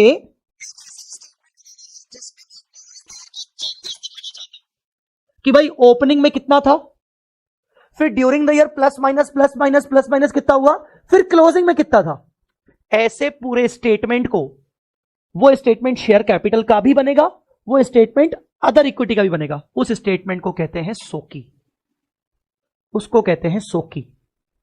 अगर मुझे डिफाइन करना है कि शेयर कैपिटल में कितने कितने कितने कितने चेंजेस कैसे कैसे कैसे कैसे हुए, प्लस माइनस अदर इक्विटी में कैसे हुए, तो उनका जो स्टेटमेंट बनेगा उस स्टेटमेंट को बोलते हैं सोकी। सोकी की बात करें तो सोकी के अंदर दो स्टेटमेंट बनेंगे, शेयर कैपिटल का एक अलग पार्ट ए और अदर इक्विटी का अलग part B. Let me show you statement of changes in equity. SOCIE का part A, equity share capital. Current year में ओपनिंग बैलेंस कितना था, changes in share capital due to prior period error. Prior period error के कारण आपने opening balances में कोई changes किए क्या? चेंजेस करने के बाद इन दोनों का sum, restated balance.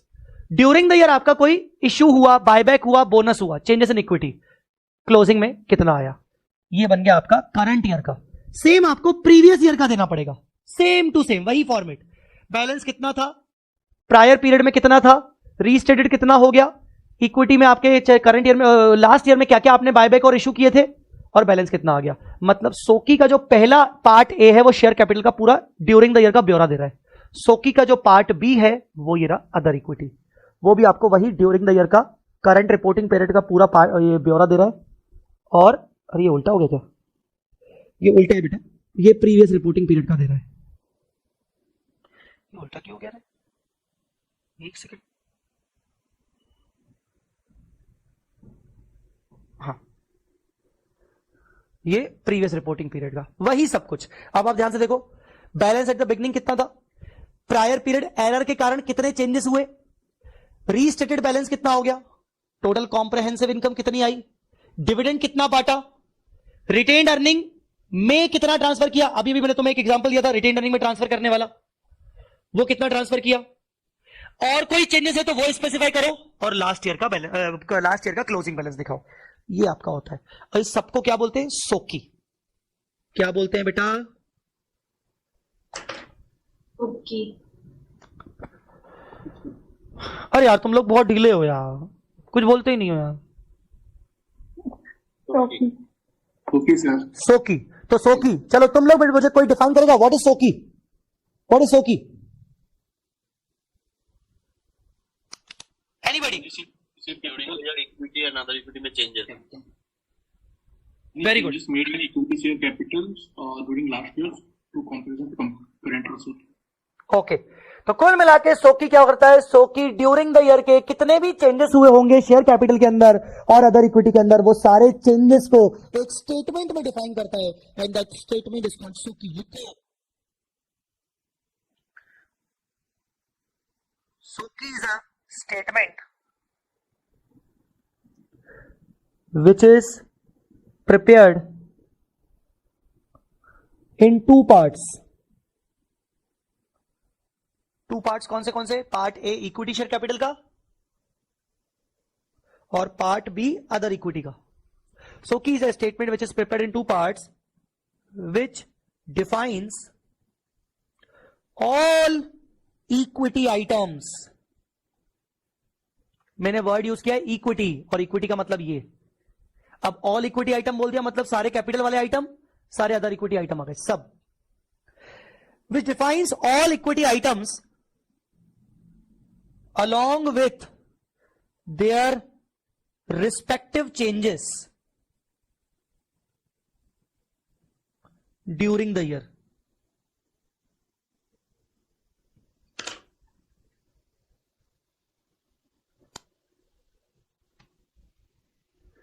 Along with their respective changes during the year.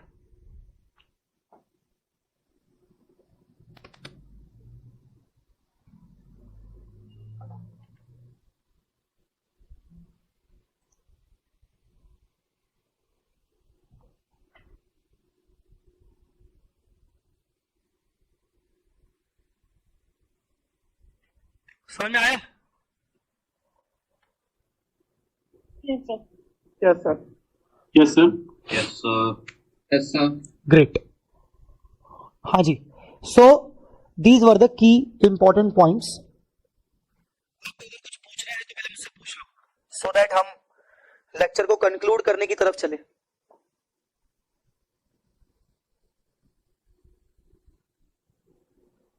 किसी को कोई डाउट है तो पूछ लो. मैंने कुछ कीवर्ड्स बताए. ट्रांजिशन का मतलब क्या होता है, ओसीआई का मतलब क्या होता है, रिक्लासिफिकेशन एडजस्टमेंट का मतलब क्या होता है, सोकी का मतलब क्या होता है, इक्विटी में क्या क्या चीजें आती हैं. ये हमने कुछ कुछ कीवर्ड्स पर ध्यान दिया आज.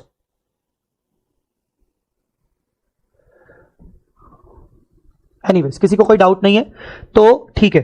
आपको मैं कल क्या पढ़ाने वाला हूं, कल मैं स्टडी मॉड्यूल से, आज मैं टेलीग्राम पे अपनी कॉन्सेप्ट बुक के कुछ नोट्स डाल दूंगा ताकि आपके पास भी रहें. जब तक आपके पास शिपमेंट नहीं पहुंचेगा तब तक आप नोट्स को पीडीएफ फॉर्म में रेफर कर सकते हो. जिसको फोटोकॉपी निकालनी है निकाले, जिसको नहीं निकालनी है नहीं निकाले. पर एट द सेम टाइम कल हम इस चैप्टर की बात करेंगे, introduction to Ind AS. Basically मोटा मोटी इस चैप्टर के अंदर क्या है, इंड एएस क्यों आए, नीड क्यों थी इंड एएस की, उसको हम जल्दी जल्दी कवर करेंगे क्योंकि वो चीज आपको सिर्फ नॉलेज पर्पस के लिए है. तो हम उसको इंड एएस की नीड क्या हुई, इंड एएस कैसे बने, फ्रेमिंग कैसे होती है इंड एएस की, उसके बाद इंड एएस कौन से ईयर से शुरू हुए, कौन कौन सी कंपनी के ऊपर इंड एएस अप्लाई होता है, एप्लीकेबिलिटी क्या है इंड एएस की, वो पढ़ेंगे. तो ये पूरा रोड मैप पढ़ेंगे बेसिकली. ठीक है. यस प्रगति, आप जा सकते हो, कोई बात नहीं. तो बेसिकली कल की क्लास में आपको ये नोट्स साथ में रखने हैं और मैंने कुछ पॉइंट्स ऑलरेडी हाईलाइट करके रखे हैं जो कि मेजर इंपॉर्टेंट पॉइंट्स हैं जिन पे हम ध्यान देंगे. और इसके अलावा पूरा चैप्टर हम कल कवर अप करेंगे जिसमें इंड एएस का पूरा एक इंट्रो लेंगे. तो आज का class is the introduction class. Tomorrow will also continued as a introduction of Ind AS. एक चीज जाने से पहले बोल दूं बेटा, याद रखना, शुरू के 5 से 6 दिन ऐसा फील आ सकता है कि ये चैप्टर, ये सब्जेक्ट थ्योरी है क्या. पक्के में बोल रहा हूं, पक्के में 90% बच्चों को फील आएगा कि यार ये क्या चल रहा है, ये एफआर थ्योरी होता है क्या, प्रैक्टिकल नहीं है क्या. ये गलत फहमी होगी. शुरू के 5 दिन बहुत सारा थ्योरेटिकल कंटेंट आएगा क्योंकि वो बेसिक समझाने के लिए जरूरी है. तो ये गलत फहमी होगी, मैं तुम्हें पहले ही बता रहा हूं. स्टार्टिंग के टाइम पे तुम्हें हो सकता है हल्का हल्का बोरियत भी लगे, अरे यार बहुत थ्योरी है, यार बहुत थ्योरी है. इसीलिए 2 घंटे इनफ है. 5वीं क्लास के बाद जो हम शुरू करेंगे प्रैक्टिकल करना, मेरा चैलेंज है वो थ्योरी वाला बुखार खत्म हो जाएगा. तो स्टार्टिंग के 5-6 दिन थोड़ा सा ना अपना संयम अच्छे से बरतना कि हाँ भाई ठीक है, संयम रखना मतलब बेसिकली कि यस कोई नहीं, हो जाएगा. तो शुरू के दिनों में थोड़ा हल्का सा एक बोरिंग टच, एक थ्योरी टच ऐसा आ सकता है, बट मेक श्योर बहुत प्रैक्टिकल चीजें होने वाली हैं, बस ध्यान रखना. ठीक है. So shall we conclude the lecture. कुछ किसी को पूछना है क्या, किसी को कोई डाउट हो स्पेसिफिक तो बताइए, नहीं तो जिसको जल्दी है वो जल्दी बाय बाय बोल के जा सकता है. और बाय बाय ऑडियो से बोलेंगे, चैट से नहीं. Sir bye. Bye sir bye. Bye bye bye bye. किसी को डाउट है वो रुक सकता है। सर। Bye bye. और लेक्चर कैसा रहा मुझे वो टेलीग्राम पे या फिर मुझे पर्सनल व्हाट्सएप पे मुझे जरूर बताइएगा। आपकी आज की शुरुआत कैसी रही, मुझे अपना एक्सपीरियंस बताइएगा। Bye sir. Bye bye bye bye. Thank you bye bye bye bye. चलो everyone bye bye. Thank you so much. अपना फीडबैक जरूर देना मेरे को।